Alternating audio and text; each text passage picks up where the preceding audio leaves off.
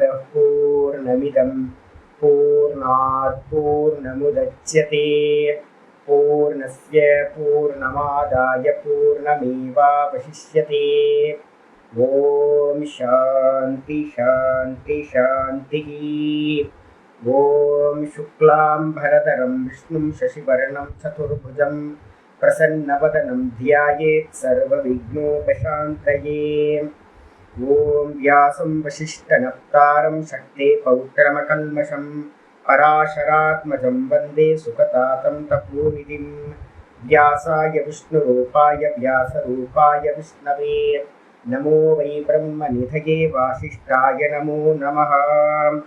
ॐ गुरुर्ब्रह्मा गुरुर्विष्णुर्गुरुर्देवो महेश्वरः गुरुसाक्षात् परं ब्रह्म तस्मै श्रीगुरवे नमः। सदाशिवसमारम्भां शङ्कराचार्यमध्यमाम् अस्मदाचार्यपर्यन्तां वन्दे गुरुपरम्पराम्। ॐ यो ब्रह्माणं विदधाति पूर्वं यो वै वेदांश्च प्रहिणोति तस्मै तदेवमात्मबुद्धिप्रकाशं मुमुक्षुर्वै शरणमहं प्रपद्ये। ॐ शान्ति शान्ति शान्तिः। ॐ वसुदेवसुतं देवं कंसचाणूरमर्दनं देवकी परमानन्दं कृष्णं वन्दे जगद्गुरुं। यं ब्रह्मा वरुणेन्द्ररुद्रमरुतः स्तुन्वन्ति दिव्यैस्तवैः वेदैः साङ्गपदक्रमोपनिषदैः गायन्ति यं सामगाः ध्यानावस्थिततद्गतेन मनसा पश्यन्ति यं योगिनः यस्यान्तं न विदुःसुरासुरगणाः। देवाय तस्मै नमः देवाय तस्मै नमः। ॐ श्रीकृष्णाय परमात्मने नमः। श्रीकृष्ण कृष्ण कृष्ण। ॐ नारायणः परो व्यक्तात् अण्डमव्यक्तसम्भवम् अण्डस्यान्तस्मिन् लोकाः सप्तद्वीपा च मेदिनी। ॐ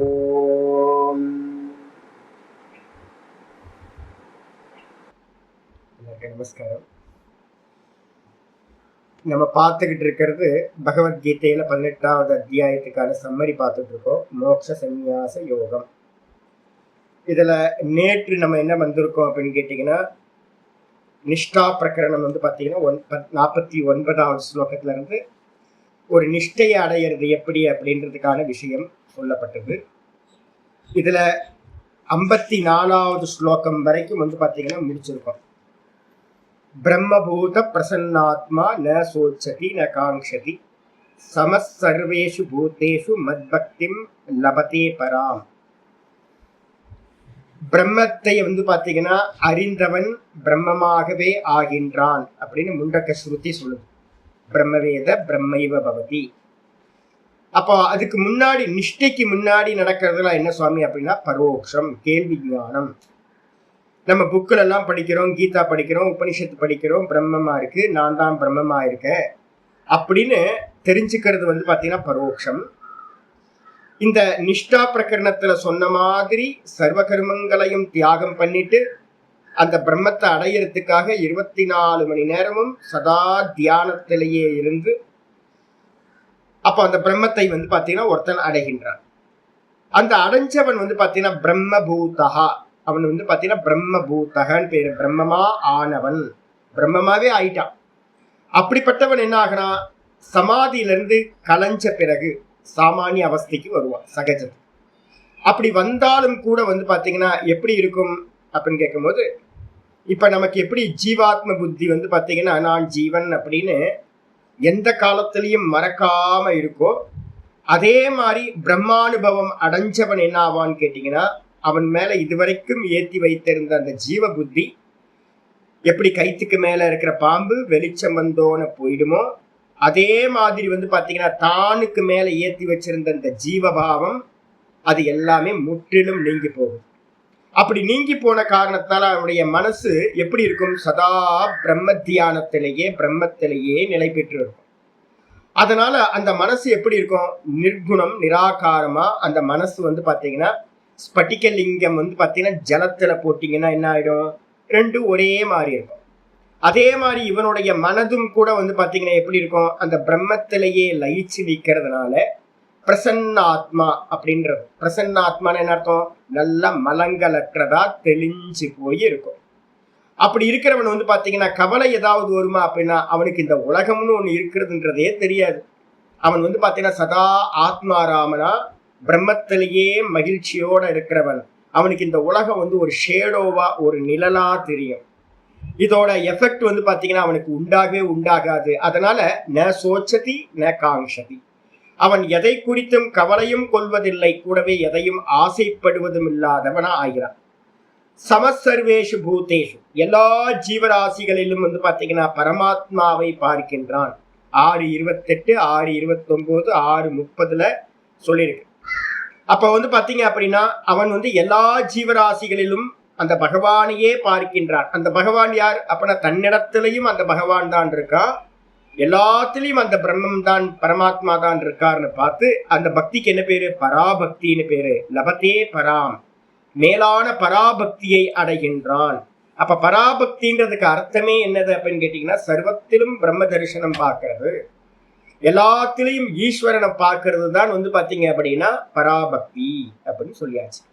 சொன்னதுக்கு பிறகு அப்ப நல்லா புரிஞ்சுக்கணும், பிரம்மத்தை அடைதல் அப்படின்ற ஞானமும் பக்தியும் வேற வேற இல்லை. நம்ம பண்ற பக்திக்கு பேரு அபராபக்தின்னு பேரு, கீழான பக்தி. அதே ஞானியோட பக்தி எப்படிப்பட்டதுன்னா பராபக்தி ஆயிடுது. உங்களுக்கு சாஸ்திர ஞானம் சிரவணம் மனனம் பண்ணும்போது நமக்கு வர வேண்டியது இந்த பராபக்தியை இம்ப்ளிமெண்ட் பண்ணிக்கிட்டே போக வேண்டியது. அப்ப பக்தி வந்து பாத்தீங்கன்னா பூரணம் அடையும் போது ஈஸ்வரன் தான் எல்லாமா இருக்காருன்ற ஞானம் வந்துடுது. அது குறையா இருக்கும்போது என்ன ஆகுது, ஒரு விக்கிரகத்துல மட்டும் ஆராதனை பண்ணிக்கிட்டு ஒரு கோயிலா தேடி போயிட்டு இருக்கோம், பகவான் வந்து இங்கதான் இருக்காரு அப்படின்னு. எனக்குள்ளார இருக்காருன்றத நம்ம என்ன பண்றோம், மிஸ் பண்ணிடுறோம். நீங்க ஞானி புருஷர்கள்லாம் பாத்தீங்க அப்படின்னா எங்கெங்கேயோ உட்கார்ந்து இருப்பாங்க. நம்ம இப்ப அவங்க உட்கார்ந்த இடத்துல எல்லாம் வந்து பாத்தீங்கன்னா பெரிய பெரிய ஸ்தாபனங்கள் வந்திருக்கு, எல்லாம் வந்திருக்கு. ஆனா போய் பார்த்தாதான் தெரியும் இந்த இடத்துல எதுக்கு மனுஷன் வந்து உட்கார்ந்தாரு அப்படின்றது. இப்ப தாய்மான சுவாமி உட்கார்ந்த இடத்த போய் பாத்தீங்க அப்படின்னா ஐயோ எதுக்கு மனுஷன் வந்து பாத்தீங்கன்னா எவ்வளவு நல்ல இடம்லாம் இருக்கு, தாய்மான சுவாமிக்கு தெரியாத இடமா, காவேரி கரை வந்து பாத்தீங்கன்னா அவருக்கு தெரியாத இடமா, கொள்ளிடம் நல்லா தெரியும், காவேரி கரை நல்லா தெரியும், திருவையாறுலாம் வந்து அருமையான பூமி, அதெல்லாம் விட்டுட்டு திருச்சிக்கு வந்து மந்திரியா இருந்தார். இதெல்லாம் விட்டுட்டு வந்து பாத்தீங்கன்னா ராமநாதபுரத்துல போய் ஒரு புளிய மரத்து போந்து, ஏன் வேற மரமே கிடைக்கலையா, புளிய மரம் தான் கிடைச்சதா, நல்லா அரச மரம்லாம் இருக்குல்ல அப்படின்னு நமக்கு தோணும். நீங்க பூண்டி மகான் பாத்தீங்க அப்படின்னா தெரியும், இங்க இருந்து திருவண்ணாமலை. நான் தான் யோசிப்பேன், பூண்டி மகான் இருக்கு இங்க திருவண்ணாமலை இருந்து ஒரு 30-20 கிலோமீட்டர் தள்ளி போய் உட்கார்ந்தாரு. ஏன் திருவண்ணாமலையே அருமையான இடமா இருக்கே, உங்களுக்கு திருவண்ணாமலையில உட்கார்ந்து இருக்கலாமே. நம்ம தான் என்ன பண்றோம், இந்த இடத்துல உட்காரணும் இந்த இடத்துல உட்காரணும் அப்படின்னு நம்ம வந்து பாத்தீங்கன்னா தேடிக்கிட்டு இருக்கோம். புத்தாவை பாத்தீங்க அப்படின்னா கயால இருந்து வந்து பாத்தீங்கன்னா கொஞ்சம் தூரம் தள்ளி புத்த கயால போய் உட்கார்ந்தார். இப்பவே அந்த இடம்லாம் வேற மாதிரி, இப்பதான் கொஞ்சம் டெவலப் ஆயிருக்கு. பழைய காலத்துல எல்லாம் பாத்தீங்கன்னா வெறும் அரச மரம், ஒரே ஒரு அரச மரம் தான். அப்ப பெரியவங்களுக்கு வந்து பாத்தீங்கன்னா என்ன ஆயிடுச்சு, சிரவணம் மனனம் பண்ணினவங்களுக்கு தெரிஞ்சு போயிடும் சர்வத்திர பிரம்ம தரிசனம். இந்த இடத்துலதான் ஈஸ்வரன் இருக்கார், அந்த இடத்துலதான் ஈஸ்வரன் இருக்கார் அப்படின்னு நம்ம புத்தி வந்து என்ன ஆயிருக்கு, ஃப்ரீஸ் ஆயிருக்கு. திருவண்ணாமலை தான் பெரிய இடம், சிதம்பரம் தான் பெரிய இடம், நம்ம வந்து பாத்தீங்கன்னா அலைஞ்சுக்கிட்டு இருக்கோம். நம்ம வாஸ்தவத்துல வந்து பாத்தீங்க அப்படின்னா எந்த இடம்னு இல்ல, எல்லா இடத்திலையும் பகவான் வியாபிச்சிருக்கார். இதான் பராபக்தி. என்னிலும் இருக்கார், வெளியிலையும் இருக்கார், அவருக்கு மேலதான் எல்லாம் இருக்கு அப்படின்னு தெரியறதுதான் பராபக்தி.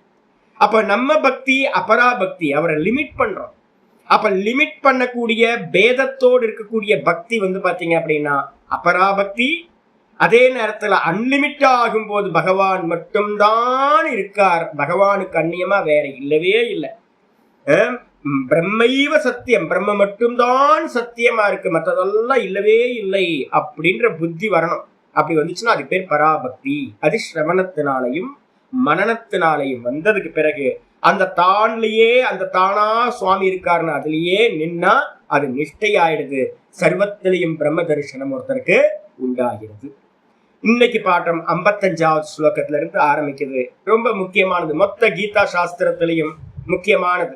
சுவாமி பிரம்மத்தை அறியறதுக்கு நான் என்ன பண்ணணும் அப்படின்னு யாராவது கேட்டாங்கன்னா ஆச்சாரிய சொல்ற, பக்தியா மாமபி ஜானாதி, பக்தியா மாமபி ஜானாதி, யாவான் யஸ்சாஸ்மி தத்வதஹ யாவான் யஸ்சாஸ்மி தத்வதஹ ததோ மாம் தத்வதோ ஞாத்வா ததோ மாம் தத்வதோ ஞாத்வா விஷதே ததனந்தரம் விஷதே ததனந்தரம் பக்தியா மாமபி ஜானாதி யாவான் யஸ்சாஸ்மி தத்வதஹ ததோ மாம் விஷதே ஞாத்வா ததோ மாம் தத்வதோ ஞாத்வா விஷதே ததனந்தரம்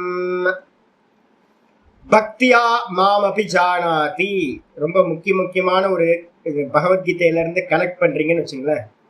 சில வாக்கியங்கள் பாத்தீங்கன்னா மகா வாக்கியங்கள் மாதிரி ரொம்ப பிரசித்தமான வாக்கியம். சர்வதர்மான் பரித்தியஜ பின்னாடி வரப்போகுது. அதே மாதிரி பாத்தீங்கன்னா இதுக்கு அடுத்த ஸ்லோகங்கள்லயே சொல்ல போறோம். அகமாத்மா குடாகேஷக க்ஷேத்ரஜ்யம் சாபி மாம் வித்தி சர்வக்ஷேத்ரேஷு பாரத. இது மாதிரி நிறைய ஸ்லோகங்கள் பாத்தீங்கன்னா அங்கங்க பாத்தீங்கன்னா நல்லா அங்க ரூம் ஃபுல்லா ஒட்டி வச்சுக்கலாம் நம்ம. அது மாதிரியான வாக்கியங்கள்.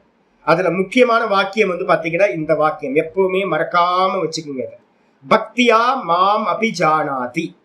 பக்தியினால் என்னை அடைகின்றான்.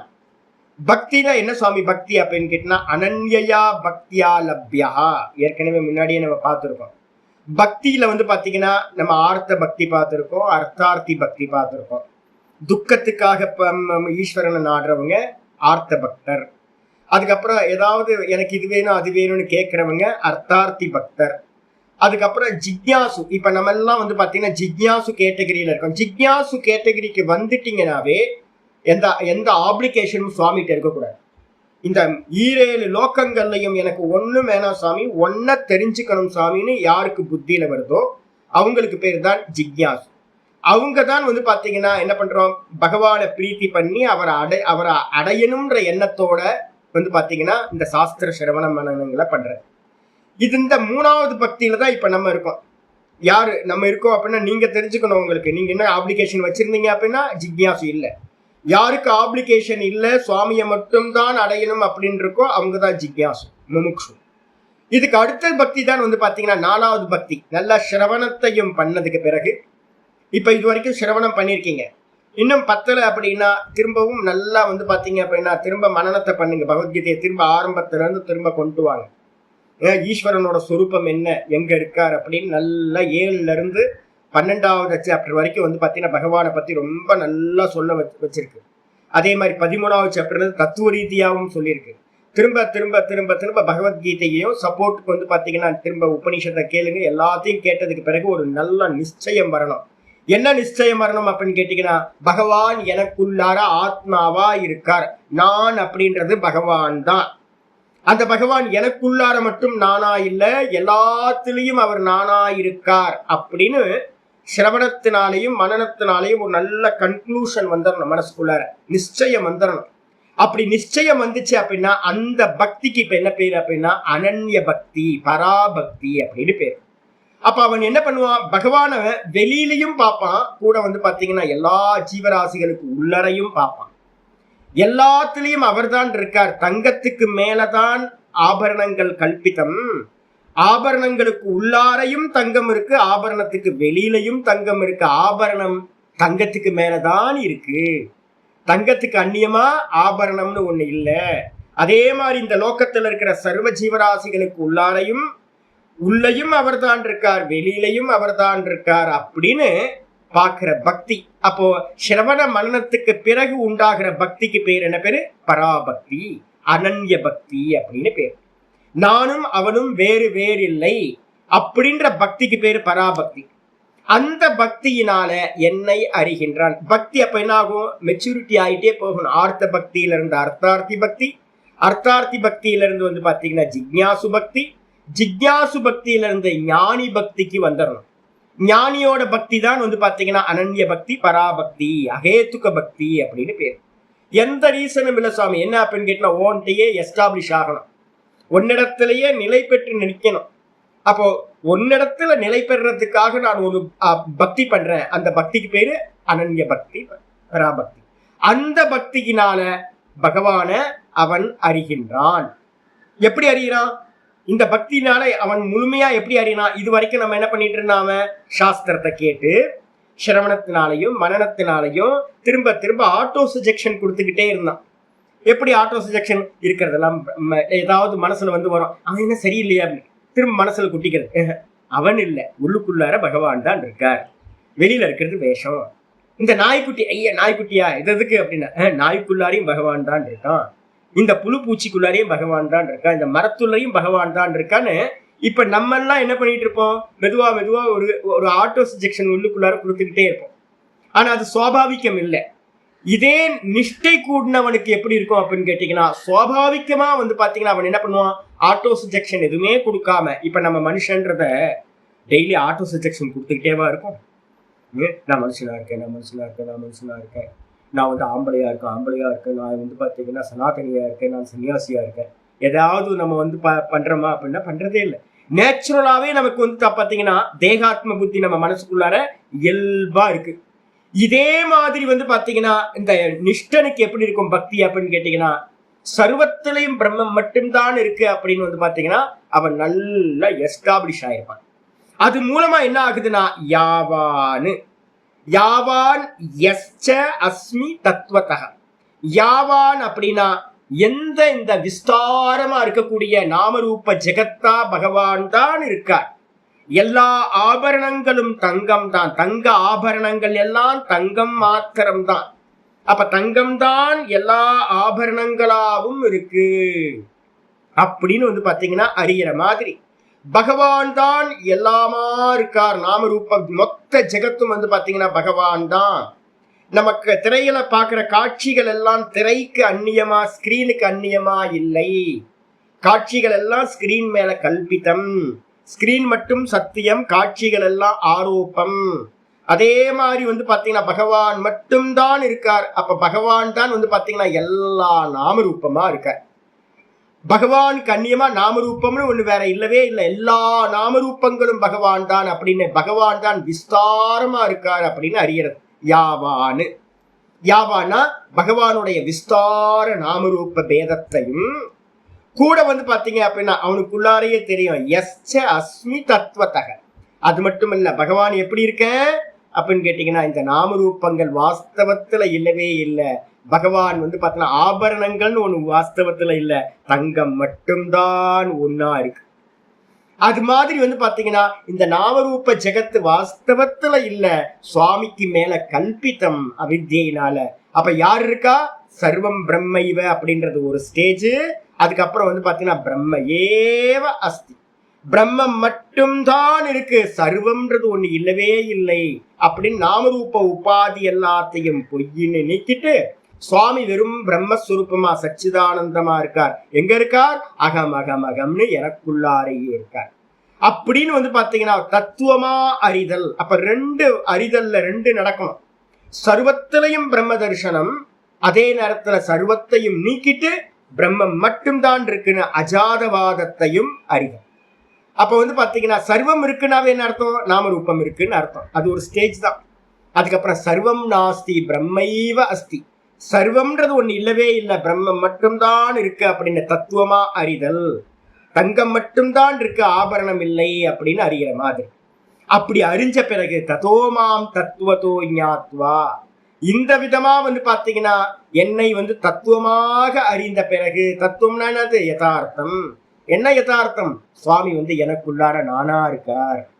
நான் சொல்றேன்ல, அந்த நானா இருக்கார், எல்லாத்துக்குள்ளாரையும் நானா இருக்கார் அப்படின்னு வந்து பாத்தீங்க அப்படின்னா அறிஞ்சிங்க அப்படின்னா, அது மாதிரி அறிந்த பிறகு தத்தோமாம் தத்துவத்தோ ஞாத்வா விஷதே ததனந்தரம், அதற்கு பிறகு அவன் வந்து பாத்தீங்கன்னா என்ன ஆகிறா? விஷதே ததனந்தரம், என்னிடத்தில் மாம் விஷதே, என்னிடத்தில் நுழைகின்றான். சுவாமி என்னவா இருக்கார்? பிரம்மமா இருக்கார். அப்ப பிரம்மத்தை அறிந்தவன் பிரம்மமாகவே ஆகின்றான். அந்த பிரம்மமா ஆகிறதுக்கு பேர் தான் நுழைகின்றான் அப்படின்னு விஷதே அப்படின்னு சொல்லப்பட்டிருக்கு. தத்துவத்தில் நுழைகின்றான் அப்படின்னு என்ன அர்த்தம்? பிரம்ம ரூபமாவே ஆகிவிடுகின்றான் அப்படின்னு.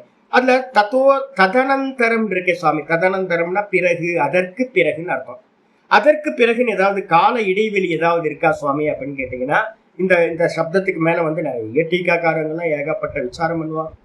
என்கிட்ட நிறைய சாதுக்கள் நான் பகவத்கீதை இத்தனை வாட்டி எடுத்ததுனால என்கிட்ட வரவங்கெல்லாம் கொஞ்சம் மனனம் பண்ணவங்கெல்லாம், சுவாமி இந்த விஷத்தை ததனந்தரம் இருக்கே சுவாமி, பிறகு அறிந்த பிறகு நுழைகின்றான் அப்படின்னு, அறிஞ்சு அதுக்கப்புறம் பிறகு நுழைகிறான சாமி அப்படின்னா இல்லை. எந்த க்ஷணம் பாத்தீங்க அப்படின்னா அறிகின்றானோ அந்த க்ஷணமே அவன் பிரம்மமா ஆகி விடுகின்றான். அப்ப பேச்சுக்கு தான் பாத்தீங்கன்னா அறிந்த பிறகு நுழைகின்றான் அப்படின்னு நம்ம சொல்றோம் இல்லையா, அறிந்த பிறகுலாம் இல்ல, அறிந்தாவே நுழைகின்றான். பிரம்மத்தை சர்வமா அறிந்த பிறகே நுழைகின்றான் அப்படின்னு, பிரம்மமா ஆகின்றான் அப்படின்னு அர்த்தம் எடுத்துக்கணும். அப்ப பக்தியோட மகத்துவத்தை பாத்தீங்கன்னா ஆச்சாரியார் இந்த ஸ்லோகத்துல சொல்லிட்டார். சொன்னதுக்கு பிறகு பாத்தீங்கன்னா 56வது ஸ்லோகம் ஆரம்பிக்குது. அப்ப என்ன பண்ணணும் சுவாமி, இந்த 55வது ஸ்லோகம் வரைக்கும் 49ல இருந்து 55 வரைக்கும் நிஷ்டா பிரகரணம் முடிச்சாச்சு. அப்ப யாராவது பக்திய ஸ்கிப் பண்ணலாம்னு நினைச்சீங்க அப்படின்னா அனுக்கிரகம் கிடைக்காது. அதை சொல்லணும்ன்றதுக்காக பாத்தீங்கன்னா யாராவது ஸ்கிப் பண்ணிட்டு நான் பாத்தீங்கன்னா நிறைய பேர் இங்க நான் பாக்குறேன், இப்போ சமீபத்துல நிறைய பேரை பாக்குறேன். இப்ப கூட என்கிட்ட ஒருத்தர் பாத்தீங்கன்னா ஃபோன் பண்ணி மெசேஜ் போட்டுக்கிட்டே கொன்னு எடுக்கிறாரு. பக்தியே இல்லை, எனக்கு வந்தாருன்னா 4 அறை விடணும்னு போல இருக்கு. என்னன்னா தத்துவமா எடுத்து என்ன மண்ணாங்கட்டி புண்ணாக்கு நீ ஆக போற? ஈஸ்வரனோட அனுக்கிரகம் இல்லாம ஈஸ்வரனோட அந்த பூர்ண ரூபத்தை எப்படி உனக்கு தெரிய முடியும்? கொஞ்சம் கூட பக்தி வர மாட்டேங்குது, ஸ்ரத்த வர மாட்டேங்குது. எப்படி அனுகிரகம் கிடைக்கும்? இது என்ன இன்டெலெக்சுவல் கேம் ஆயிடுச்சு. ஜிம்னாஸ்டிக்கா பண்ணிட்டு இருக்கோம் நம்ம பாத்தீங்கன்னா இன்டெலெக்சுவலா. அதனால பாத்தீங்கன்னா வரட்டு வேதாந்த பேசுறதுனால பாத்தீங்கன்னா ஒன்னும் ஆகாது. சட்டையை பிச்சுக்கிட்டு பாத்தீங்கன்னா எங்கேயா ஒத்த பணமரமா பிறக்க வேண்டியதுதான் அடுத்த ஜென்மத்துல. அதனால பாத்தீங்கன்னா சர்வத்திலையும் ஈஸ்வர தரிசனம் பண்றதுன்றது பாத்தீங்கன்னா மிகப்பெரிய பராபக்தி. அதனால்தான் அடுத்த ஸ்லோகத்துல 56வது ஸ்லோகத்துல அந்த கண்டிஷன்ஸ் எல்லாத்தையும் சொல்ல ஆரம்பிக்கிறார். பக்தியா மாம விஜானாதி, மனசுல எப்பவுமே வச்சுங்க, பக்தியினால் என்னை அறிகின்றான். அப்ப அதுக்கு ஆப்போசிட்டா எடுத்தீங்கன்னா என்ன அர்த்தம்? பக்தி இல்லாதவன் என்னை அறியவே முடியாது. பக்தியினால் என்னை அறிகிறான், அதுக்கு ஆப்போசிட் பாத்தீங்கன்னா வெதிரேக அர்த்தமா எடுத்தீங்க அப்படின்னா பக்தி இல்லாதவனால் என்னை அறிய முடியாது. சிம்பிள். இதுக்கு கண்டிஷனா வைக்கிற 56. சர்வ கர்மாண்யபி சதா குர்வாணோ மத்வ்யபாஸ்ரயः மத்ப்ரசாதாதவாப்னோதி சாஸ்வதம் பதமவ்யயம். சர்வ கர்மாண்யபி சதா குர்வாணோ மத்வ்யபாஸ்ரயः மத்ப்ரசாதாதவாப்னோதி சாஸ்வதம் பதமவ்யயம். சர்வ கர்மாணி சதா குர்வானோ மத்வ்யபாஸ்ரயா. ரொம்ப முக்கியமானது. நம்ம பாத்தீங்கன்னா 12வது சாப்டர்ல பாத்தீங்கன்னா 8ல இருந்து 11 வரைக்கும் ஒரு ஆர்டர் கொடுத்திருக்கு பக்தி யோகத்துல. மையேவ மன ஆதத்ஸ்வ, என்னிடத்திலேயே புத்தியை சமாதி செய்வாயாக. முடியலன்னா என்ன பண்ணணும் அப்படின்னு கேட்கும்போது 2வது ஸ்டெப், அதுக்கு கீழே அபியாச யோகேன ததகன்ற அபியாச யோகம் பண்ணு. அபியாச யோகம், சமாதிக்கான அபியாசத்தை பண்ணு ஓங்காரத்து மூலமா. எனக்கு அதுவும் முடியல அப்படின்னா மத்கர்ம பரமோபவ அப்படின்னு 3வது ஸ்டெப் வைக்கிறேன். மத்கர்ம பரமோபவ அப்படின்னா என்ன சுவாமி அப்படின்னு கேட்டீங்கன்னா, பகவானையே சார்ந்து எந்த கர்மம் பண்ணினாலும் நான் உங்களுக்கு சொல்லிக் கொடுக்க விரும்புறது அதுதான். எந்த கர்மம் பண்ணினாலும் பாத்தீங்கன்னா ரொம்ப ஸ்ரத்தையோட பக்தியோட இதை அர்ச்சனையா பண்றது. நான் பாத்தீங்கன்னா யாருக்காகவும் பண்ணல. மனசுல ஒரு இது கன்க்ளூஷன் வந்துருங்க. யாருக்காகவும் நான் கர்மம் பண்ணல. நான் யாருக்காக கர்மம் பண்றேன்? ஈஸ்வரனுக்காக. இந்த புத்தி வந்துடணும். சாமி நான் உங்களுக்காக பண்றேன் சாமி. எனக்காக எதுக்கு பண்ணணும்? எனக்காக பண்ணினா போது உங்களுக்கு நம்ம என்ன பண்ணணும் அப்படின்னு கேட்டீங்கன்னா, நான் இவருக்காக பண்றேன் அவருக்காக பண்றேன். கடைசியில என்ன கிடைக்கும் தெரியுங்களா? உங்களுக்கு பெருத்த ஏமாற்றம் கிடைக்கும். சாமி நான் உங்களுக்காக எல்லாத்தையும் பண்ணி ஏமாந்து போயிட்டேன் சாமின்னு பின்னாடி சொல்லுவீங்க நீங்க. அதனால பாத்தீங்க அப்படின்னா யாருக்காகவும் கர்மம் செய்யாதீர்கள், மிகப்பெரிய ஏமாற்றத்தை அடைவீர்கள். வலி ரொம்ப வேதனை கிடைக்கும் உங்களுக்கு. அப்ப நீங்க எந்த டியூட்டி பண்ணினாலும் பாத்தீங்கன்னா ஒரு கேரக்டர் டைரக்டர் சொல்லியிருக்காரு, இந்த கேரக்டர் பண்றேன். அங்க பாத்தீங்கன்னா நீங்க இந்த கேரக்டரோட இந்த விவகாரம் பண்ணணும், அந்த கேரக்டரோட அந்த விவகாரம் பண்ணணும்னு ஸ்கிரீன் பிளேல எழுதி வச்சிருப்பார். வாஸ்தவத்துல யாரு சொல்றா? ஈஸ்வர அந்த டைரக்டர் சொல்றத வச்சுதான் நீங்க பாத்தீங்கன்னா பண்றீங்க. அது மாதிரிக்கு வந்துருங்க. என்னன்னு கேட்டீங்கன்னா, என்ன உள்ள இருந்து இயக்கிறது பகவான் இயக்கிறார். எனக்கு ஒரு ரோல் கொடுத்திருக்கார். எனக்கு எந்த தாத்பரியமும் இல்லை. நான் ஈஸ்வரனுக்காக மட்டும்தான் கர்மம் பண்றேன். என் பிள்ளைக்காக இல்லை. சும்மா ஒரு புள்ளன்றது ஒரு நிமித்தம். என் மனைவிக்காக இல்லை, என் கணவனுக்காக இல்லை, என்னோட சுத்தி இருக்கிறவங்களுக்காக இல்லை, யாருக்காகவும் நான் கர்மம் செய்யவில்லை. நான் ஈஸ்வரனுக்காகத்தான் எல்லா கர்மங்களையும் செய்கிறேன் அப்படின்னு நீங்க வந்தீங்க அப்படின்னா அதுக்கு பேரு மத்வியபாசிரயன்னு அர்த்தம். சுவாமியையே விசேஷமா ரொம்ப ஸ்பெஷலா ஆசிரியம் பண்ணிக்கிட்டு சர்வ கருமானி சதா குருவார். அவனுக்கு என்ன கேரக்டர் என்ன கொடுத்துருக்கோ அந்த கேரக்டருக்கு ஏற்ற மாதிரியான வர்ண ஆசிரம தர்மங்கள்ல என்ன ரோல் கொடுத்துருக்கோ அந்த ரோலை சதா பண்ணிக்கிட்டே இருக்கிறவன். அப்ப உள்ளுக்குள்ளார ஒரு நிச்சயத்துக்கு வந்துடணும், மெதுவாக கொண்டு வந்துடணும். நான் யாருக்காகவும் பண்ணல, ஈஸ்வரனுக்காக பண்றேன், ஈஸ்வரனுக்காக பண்றேன். ஒரு நாள் கோயில் வழியில போயிட்டே இருக்கோம்.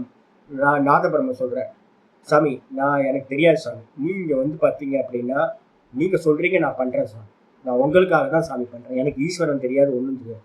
எனக்கு கோபம், சரியான கோபம் வந்துருச்சு. எனக்காக பண்றீங்களா? அடப்பாவி, நாள் ஃபுல்லா ராமாயணத்தை கேட்டு பாத்தீங்கன்னா ராமர் கோயில் இடிக்கிற மாதிரி ஆயிப்போச்சு. என்ன பண்றது அப்படின்னா, இனி இந்த வார்த்தைலாம் சொன்னீங்க வாயில வந்துச்சு அடிதான் ஒண்ணு. யாரா இருந்தாலும் சாமி நான் உனக்காக பண்றீங்க சாமி, எனக்காக பண்றீங்களா? என்ன இது தப்பான இது, வேதாந்தம் நம்ம தப்பா படிச்சு வச்சிருக்கோமே அப்படின்னு. கடைசியில என்ன ஆகும், நான் எதையாவது கொஞ்சம் சண்டை போட்டேன் அப்படின்னா, ஐயோ நான் சாமிகிட்ட போய் இதெல்லாம் பண்ணேன் எனக்கு வீணா போச்சு அப்படின்னு துக்கம் வந்துடும் நிறைய பேருக்கு. அப்ப பாத்தீங்கன்னா அந்த கர்மத்தை பண்ணவே கூடாது. நானும் சுவாமிக்காக தான் இந்த சிரவணத்தை பண்ணி வைக்கிறேன், நீங்களும் சுவாமிக்காக தான் பாத்தீங்க அப்படின்னா இந்த சிரவணத்தை நீங்க பண்ணிக்கிட்டு இருக்கீங்க. ஒவ்வொரு காரியம் பண்ணும் போதும் நான் சுவாமிக்கு பண்றேன், சுவாமிக்கு பண்றேன், சுவாமிக்கு பண்றேன், சுவாமிக்கு பண்றேன்னு சொல்லிட்டு இருந்தீங்கன்னா நீங்க விசேஷமா சுவாமிய ஆசிரியம் பண்ணி இருக்கீங்கன்னு அர்த்தம். அப்படி பண்ணிக்கிட்டு எல்லா கர்மத்தையும் சதா குருவானோ, ரொம்ப முக்கியமானது, எல்லா கர்மத்தையும் செஞ்சுக்கிட்டே சதா பண்ணிக்கிட்டு இருக்கிறவன் என்ன ஆகிறான் தெரியுங்களா உங்களுக்கு? சுவாமி ஒரு பிரசாதம் கொடுப்பார். மத் பிரசாதாத், என்னுடைய பிரசாதத்திலிருந்து என்ன ஆகுது, சுவாமி ஒரு பிரசாதம் கொடுப்பார். மனசு எப்படி ஆயிடும் தெரியுங்களா? பிரசன்னமா ஆயிடும். மனசுல பாத்தீங்கன்னா காமம், குரோதம், லோபம் எல்லாம் நீங்கி போய் ஸ்பட்டிக லிங்கம் மாதிரி பாத்தீங்கன்னா ஆயிடும். தண்ணியில போட்டீங்க அப்படின்னா தண்ணிக்கும் ஸ்பட்டிக லிங்கத்துக்கும் டிஃபரெண்ட் இல்லாத அளவுக்கு ஒண்ணு கலக்கிற அளவுக்கு மனசு சுத்தியா ஆயிடும். அதான் பிரசாதம். சித்த தெளிவு அப்படின்னு பேரு. சித்தமலம் அறிவித்து சிவனாக்கி எனையாண்ட தாய்மான சுவாமி சொல்ற, சித்தத்துல இருக்கிற மலங்கள் எல்லாம் போயிடும். மாணிக்க வச்ச சுவாமி சித்த மலம் அறிவித்து எல்லாத்தையும் போய்க்கிறார் சுவாமி. பிரசாதம், அதான் பிரசாதம். பிரசன்னம் அப்படின்னா என்ன அர்த்தம்? தெளிதல் அர்த்தம். நல்லா தேத்தாங்கொட்டைன்னு ஒண்ணு இருக்கு. இந்த தேத்தாங்கொட்டையை தூக்கி என்ன பண்ணுவோம், அந்த தண்ணியில பொடி பண்ணி அந்த தண்ணியில போட்டோம்னா அழுக்கா மேல இருக்கிற அழுக்கு எல்லாத்தையும் எடுத்துக்கிட்டு அது கீழே போய் அடங்கிடும். மேலெல்லாம் தண்ணி தெளிவா ஆயிடும். நல்லா ஃபில்டர் பண்ணி எடுத்துட்டீங்கன்னா நல்ல வாட்டர், உங்களுக்கு தெளிந்த வாட்டர் கிடைச்சிடும். இந்த பக்திய சுவாமியின் இடத்துல இருக்கிற பக்தியை அந்த நம்ம மனசுக்குள்ளார இது மாதிரி போட்டுட்டோம் அப்படின்னா எந்த கர்மம் பண்ணாலும் சுவாமிக்கு பண்ற, சுவாமிக்கு பண்ற, சுவாமிக்கு பண்ற, சுவாமிக்கு பண்ற. ஏன் சுவாமி திரும்ப திரும்ப சொல்றீங்க? திரும்ப திரும்ப சொல்ல வேண்டியிருக்கு, ஏன்னா நமக்கு வரமாட்டேங்குது, பிராக்டிஸ் வரமாட்டேங்குது. இதை மட்டும் கொண்டுட்டு வந்துட்டோம் அப்படின்னா மெதுவா மெதுவா சித்தம் தெளிஞ்சு தெளிஞ்சு தெளிஞ்சு தெளிஞ்சு உள்ளுக்குள்ளார சுவாமி இருக்கிறது பாத்தீங்கன்னா எந்த இதுவும் இல்லாம, தடைகள் இல்லாம உள்ளுக்குள்ளார சுவாமி இருக்கிறத, சுவாமிதான் நானா இருக்குன்றத அறிய முடிஞ்சது. அதனாலதான் இங்க சொல்றாரு, சாஸ்வதம் பதமவ்யம் ஆப்னோதி. பகவானோட பிரசாதத்தினால பதம் அவ்யயம், அவ்யயம் பதம், மாறாத பதம் இருக்குன்னா அந்த விஷ்ணுவோட பரமபதம் இருக்கு, ஆத்மஸ்வரூபம், பிரம்மஸ்வரூபம். அதை பாத்தீங்கன்னா சாஸ்வதமானது, நித்தியமானது, அதை அடைகின்றான் சொல்லியாச்சு. அப்ப வேற வழியே இல்லை உங்களுக்கு பாத்தீங்க அப்படின்னா ஈஸ்வரனை மட்டுமே பாத்தீங்கன்னா சொல்லிக்கிட்டே உள்ளுக்குள்ளார சிந்தனை பண்ணிக்கிட்டே பண்ணணும், காரியம் பண்ணிக்கிட்டே இருக்கணும். பின்னாடி பாத்தீங்கன்னா மனசுக்குள்ளார ஓடிக்கிட்டே இருக்கணும். எனக்கு கோல் ஈஸ்வரன் மட்டும்தான், ஈஸ்வரனுக்காக தான் பண்றேன். ஒரு ஸ்லேவுக்கு பாத்தீங்கன்னா சாய்ஸ் இல்லவே இல்லை, அது மாதிரி பண்றேன். இதுக்கப்புறம் ஆச்சாரியார் 57வது ஸ்லோகத்துக்கு வர, சேதசா சர்வ கர்மாணி மயி சந்யஸ்ய மத்பரஹ, சேதசா சர்வ கர்மாணி சந்யஸ்ய மயி சந்யஸ்ய மத்பரஹ, புத்தி யோகமுபாஸ்ரித்ய புத்தி யோகம் உபாசிரித்ய மச்சித்த சததம் பவ மச்சித்த சததம் பவ. கீதையோட ரகசியங்கள் இதெல்லாம். கீதையில வந்து பாத்தீங்கன்னா நிறைய விஷயங்கள் சொல்லப்படுது. ஆனா வந்து பாத்தீங்கன்னா ரகசியங்கள் எது அப்படின்னு கேட்டீங்கன்னா மொத்த பகவத்கீதையோட ரகசியம் தான் இப்ப போயிட்டு இருக்கிறது. பக்தியாமாம் அபிஜானாத்தில இருந்து ரகசியம் ஆரம்பிச்சிருச்சு. என்ன பண்ணணும்ன்றது பிரசாதத்தினாலதான் சுவாமிய சாஸ்வத பதத்தை அடைய முடியும். அதுக்கு அடுத்தது வந்து பாத்தீங்கன்னா இந்த ஸ்லோகத்துல சொல்ற சேத்தசா சர்வ கருமாணி 3:40 எழுதிட்டீங்கன்னா உங்களுக்கு ரொம்ப நல்லா இருக்கும். 3வது அத்தியாயம் 40வது ஸ்லோகம். 3:30 3:30 அப்படின்னு பக்கத்துல போட்டுங்க. அப்படியே டிட்டோவா அதுல அப்படியே இருக்குங்க. சேத்தசா சர்வ கருமாணி, புத்தியினால, சேத்தஸ் அப்படின்னா புத்தின்னு அர்த்தம். விவேக புத்தியினால், விவேகம் செய்யக்கூடிய மனதினால், சர்வ கருமாணி எல்லா கருமங்களையும் வெளியில விடுறது இல்ல, தியாகம் பண்றது இல்ல. வெளியில வந்து ஆக்டிங் கொடுத்துட்டு தான் இருக்கிறது. வெளியில பண்ண வேண்டிய கருமங்களை எல்லாத்தையும் பண்ணிக்கிட்டே புத்தியினால என்ன பண்றது அப்படின்னு கேட்டீங்கன்னா நான் வந்து பாத்தீங்க அப்படின்னா சுவாமிக்காக பண்றேன்னு உள்ளுக்குள்ளார சொல்லிக்கிட்டு, ஆனா வெளியில என்ன பண்ணணும்? ஆக்டிங் கொடுத்துக்கிட்டே இருக்கு. வெளியில வந்து யாருக்கும் தெரியவே கூடாது நீங்க உள்ள என்னவா இருக்கீங்க, என்ன சிந்தனை பண்றீங்கன்னு தெரிய வேணாம். உள்ளுக்குள்ளார நினைக்கிறது வெளியில தெரியவே தெரியாது இல்ல. நம்ம வந்து பாத்தீங்கன்னா நல்ல டபுள் ஆக்டிங் தான் கொடுப்போம். நம்ம பாரு அவனை வந்தானா 4 அடி போடலாம். வந்தா எதுக்கு எப்படி இருக்கீங்க, சௌக்கியமா இருக்கீங்களா, என்ன கள்ளங்கப்படம்லாம் நம்ம பண்ணிக்கிட்டு இருக்கோம். என்ன வெளியில வந்து பாத்தீங்கன்னா சிரிச்சு பேசிக்கிட்டு உள்ளுக்குள்ளார அவனை வந்து அடிச்சிடலாம், நல்லா இருப்பானா, மகா துரோகி அப்படிலாம் நம்ம உள்ளுக்குள்ள சிந்தனை பண்ணுவோம். ஆனா வெளியில எப்படி இருக்கீங்க, சௌக்கியமா இருக்குல்ல, உங்க பார்த்தாவே அப்படியே பிரம்ம சுருக்கமா இருக்கு, இது மாதிரிலாம் வாயில பேசுவோம். இதே அப்ப நமக்கு என்ன தெரியுதுன்னா நம்மளால டபுள் ஆக்டிங் கொடுக்க முடியுது. வெளியில ஒண்ணு பேசிக்கிட்டே உள்ள ஒண்ணு பண்ண முடியுது. இதே காரியத்தை நம்ம பக்திக்கு பண்ணா என்ன ஆகும்? வெளியில வந்து பாத்தீங்கன்னா மற்றவங்களோட பார்வைக்கு ரொம்ப அந்த விவகாரங்கள்லாம் பர்ஃபெக்டா ஒரு ஒர்க் பண்ற மாதிரி பண்ணிக்கிட்டே இருக்கிறது. ஆனா உள்ளுக்குள்ளார வந்து பாத்தீங்க அப்படின்னா என்ன நினைக்கிறது? நான் சுவாமிக்கு பண்றேன் அப்படி நினைச்சுக்கிட்டு வந்து பாத்தீங்க அப்படின்னா எல்லா கர்மங்களையும் சர்வ கர்மாணி என்ன பண்ண மயி என்னிடத்திலேயே சந்நியஸ்ய சந்நியாசம் பண்ணிட்டு. எப்படி சுவாமி சந்நியாசம் பண்றது? சந்நியாசம்னா என்ன அர்த்தம்? சேத்தசா சந்நியாசின்னு இருக்கு. மனசுனால சந்நியாசம் பண்றதுல என்ன சுவாமி அப்படின்னு கேட்டீங்கன்னா அதுக்குதான் வந்து பாத்தீங்கன்னா 3:30 ஒரு பாஷ்யம் இருக்கு. 3:30 வந்து பாத்தீங்கன்னா சங்கர பாஷ்யத்தை வந்து பாத்தீங்கன்னா சொல்ற அந்த ஸ்லோகமே 3:30 மயி சர்வாணி கருமாணி சந்நியாத்யாத்ம சேத்தசா. இங்க சேத்தசான் இருக்கு, அங்க அத்தியாத்ம சேத்தசான் இருக்கு. என்னிடத்திலேயே எல்லா கர்மங்களையும் அத்தியாத்ம புத்தியினால் தியாகம் செய்துவிட்டு அப்படின்ற வார்த்தை இருக்கு. அப்ப இங்க இருக்கிற மீனிங்க்கு வந்து நம்ம எடுக்கணும்னா அந்த பாஷ்யத்தை எடுத்தோம்னா ரொம்ப அருமையா சொல்றாரு. மகினா யார் இடத்துல எடுக்கணும்? என்னிடத்தில் சர்வ கர்மங்களையும் சந்நியாசம் பண்ணிட்டு. என்னிடத்தில்னா யார் இடத்துல? வாசுதேவே பரமேஸ்வரே சர்வஜ்ஞே.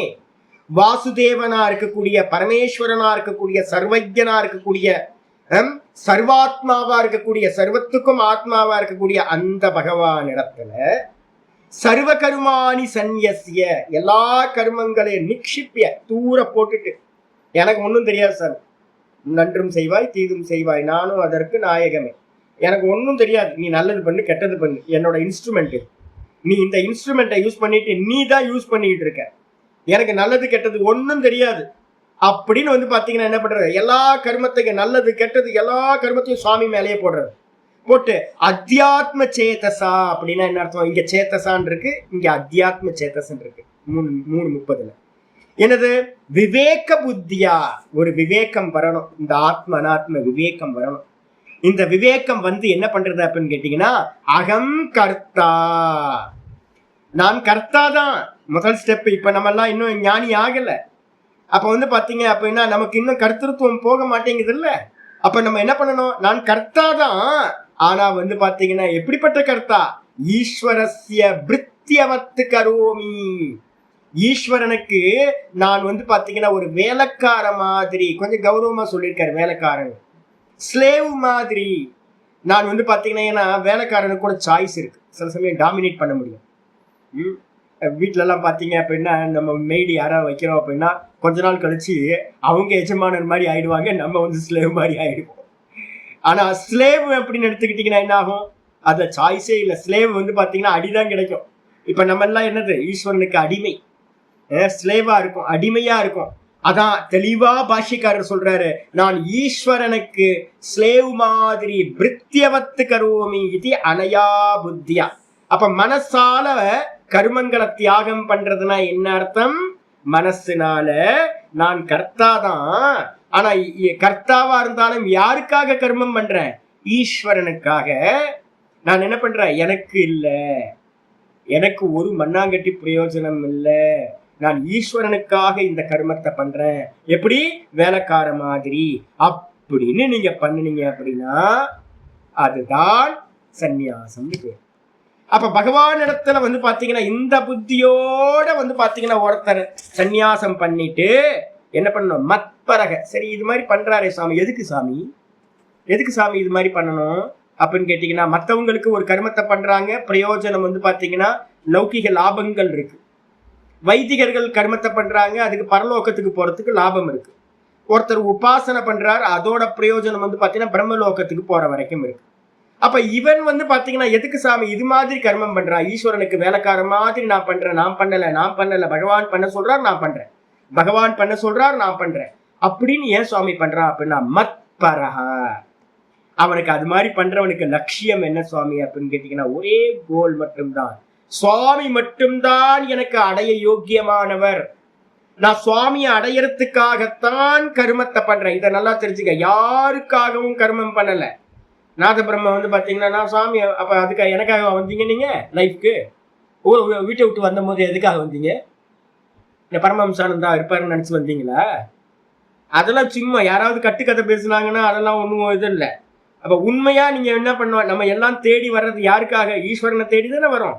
அதுக்கு நடுவில் வந்து பாத்தீங்கன்னா டைவர்ஷன் ஆகுது. எதுக்கு டேக் டைவர்ஷன்லாம் எடுக்கிறீங்க?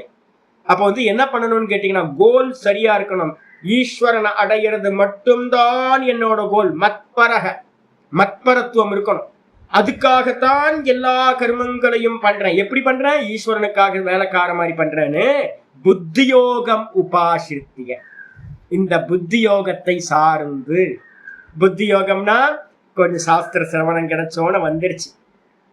கர்மயோகம், புத்தியோகம்ன்றதுக்கு அர்த்தம் எதுலையும் பட்டுக்காம. வேலைக்காரனுக்கு ஏதாவது சாய்ஸ் இருக்கா?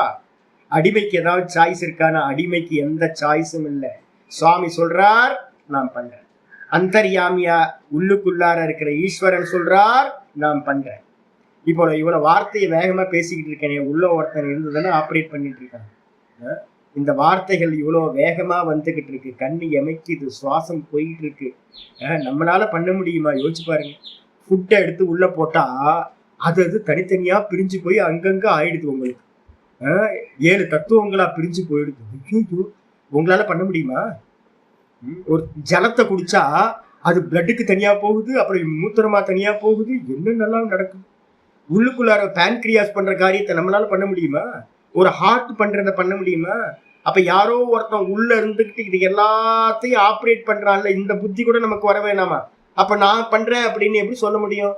அப்ப வந்து பாத்தீங்கன்னா ஈஸ்வரன் உள்ள இருந்துகிட்டு பண்றார், நான் வந்து பாத்தீங்கன்னா கர்த்தா இல்லை, சுவாமிதான் வாஸ்தவ கர்த்தா அப்படின்னு ஒரு புத்தியோகத்தை, சமத்துவ புத்திய மனசுல வச்சுக்கிட்டு மச்சித்தகா, சுவாமியினிடத்திலேயே மனதை வைத்தவனாக, கொடுத்தவனாக, சததம்பவ.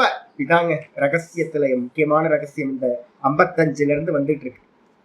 இப்ப வந்து பாத்தீங்கன்னா சததம்ன்றதுக்கு அர்த்தம் சதா காலமும் இந்த புத்தியோட. அப்ப எந்த கர்மம் பண்ணாலும் ஈஸ்வரனுக்காக பண்றேன், ஈஸ்வரனுக்காக பண்றேன். உங்களுக்கு ஏமாற்றம் கிடைக்குமா சுவாமி அப்படின்னு கேட்டீங்கன்னா ஒரு ஏமாற்றமும் கிடைக்காது. இந்த உலகத்துல வந்து உங்களை ஏமாத்தாத ஆள் ஒரே ஒரு ஆள் யாருன்னா ஈஸ்வரன் மட்டும்தான். நீங்க என்ன உங்க ஒய்ஃப் மேல நல்லா வச்சிருக்கீங்க, ஒரு நாள் போயிடுவாங்க. நேற்று ஒருத்தர் போன் பேசுறாரு சென்னையில இருந்து. வந்து பாத்தீங்கன்னா சுவாமி எனக்கு வயசாயிடுச்சு சுவாமி, பையன் போயிட்டான், பையன் வந்து பாத்தீங்கன்னா யூஎஸ்ல இருக்கான், பொண்ணு வந்து பாத்தீங்கன்னா ஸ்வீடன்ல இருக்கு, அப்புறம் வந்து பாத்தீங்கன்னா ஒய்ஃப் வந்து போன வருஷம் இறந்து போயிட்டாங்க. எனக்கு மனசே ஆறல சாமி.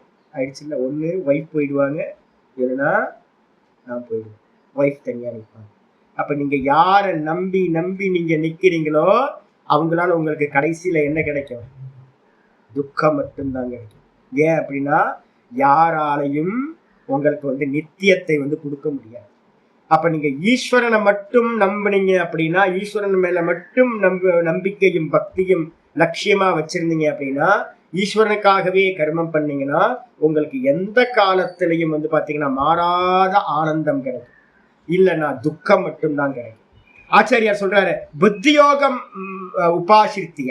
இந்த புத்தி யோகத்தை பாத்தீங்கன்னா சமத்துவ புத்திய பாத்தீங்கன்னா மனசுல வச்சுக்கிட்டு வேலைக்கார மாதிரி எந்த ஒப்பீனியனும் இல்லாம சுவாமிக்காக கர்மம் பண்றேன்னு ஒரு ஸ்லேவ் மாதிரி என்ன பண்றது, அப்படி சதா காலமும் என்னிடத்திலேயே புத்தியை வைத்தவனா செய்து கொண்டிருப்பாயாக. இவ்வளவுதான் பக்தி. இதுக்கப்புறம் ஆச்சாரியர் 58 வர மச்சித்த சர்வ துர்காணி மத் பிரசாதாத் தரிஷ்யசி அத சேத்வம் அஹங்காராத் நஸ்ரோஷ்யசி நஸ்ரோக்ஷ்யசி வினங்ஷ்யசி மச்சித்த சர்வ துர்காணி மத் பிரசாதாத் தரிஷ்யசி அத சேத்வம் அஹங்காரான் நஸ்ரோஷ்யசி வினங்ஷ்யசி. ரொம்ப அருமையான ஸ்லோகம். இவ்வளவுதான். பக்தியா மாம் அபிஜானாதி. அறிஞ்சுக்கணும், சுவாமிதான் எல்லாமா இருக்கார், சுவாமிதான் எதுவும் இல்லாம வெறும் சச்சிதானந்தமா இருக்கார். அதை அறியறதுக்கு என்ன பண்ணணும் அப்படின்னு கேட்டீங்கன்னா கரெக்டா 56வது ஸ்லோகம் சொல்லுது, எல்லா கர்மங்களையும் பண்ணிக்கிட்டே சுவாமிய ஆசிரியம் பண்ணிக்கிட்டே இருக்கணும், பிரசாதம் கிடைச்சிடும். அதுக்கு என்ன பண்ணணும் அப்படின்னு கேட்டீங்கன்னா, எல்லா கர்மங்களையும் நான் பண்ணல ஈஸ்வரன் பண்றார், நான் வேலைக்காரன் தான், நான் வேலைக்காரன் கவுனகர்த்தா. முக்கிய கர்த்தா யார் அப்படின்னா ஈஸ்வரன் தான் எஜமானர், நான் வேலைக்காரன், நான் ஒன்றும் பண்ணல சுவாமி தான் பண்றார் அப்படின்னு நீங்க நல்லா பண்ண பண்ண பண்ண பண்ண கூடவே இதெல்லாம் பண்ணும்போது உங்களுக்கு என்ன வந்துடும், மச்சித்தஹா சதத்தம் பவன்னு போன ஸ்லோகத்துல சொல்லிட்டுல, என்னிடத்திலேயே சித்தத்தை வைத்தவனாக. ஆமை பாத்தீங்கன்னா முட்டை போட்டு கடற்கரையில வச்சிருமா, வச்சுட்டு பாத்தீங்க அப்படின்னா கடலுக்குள்ளார போயிடுமா.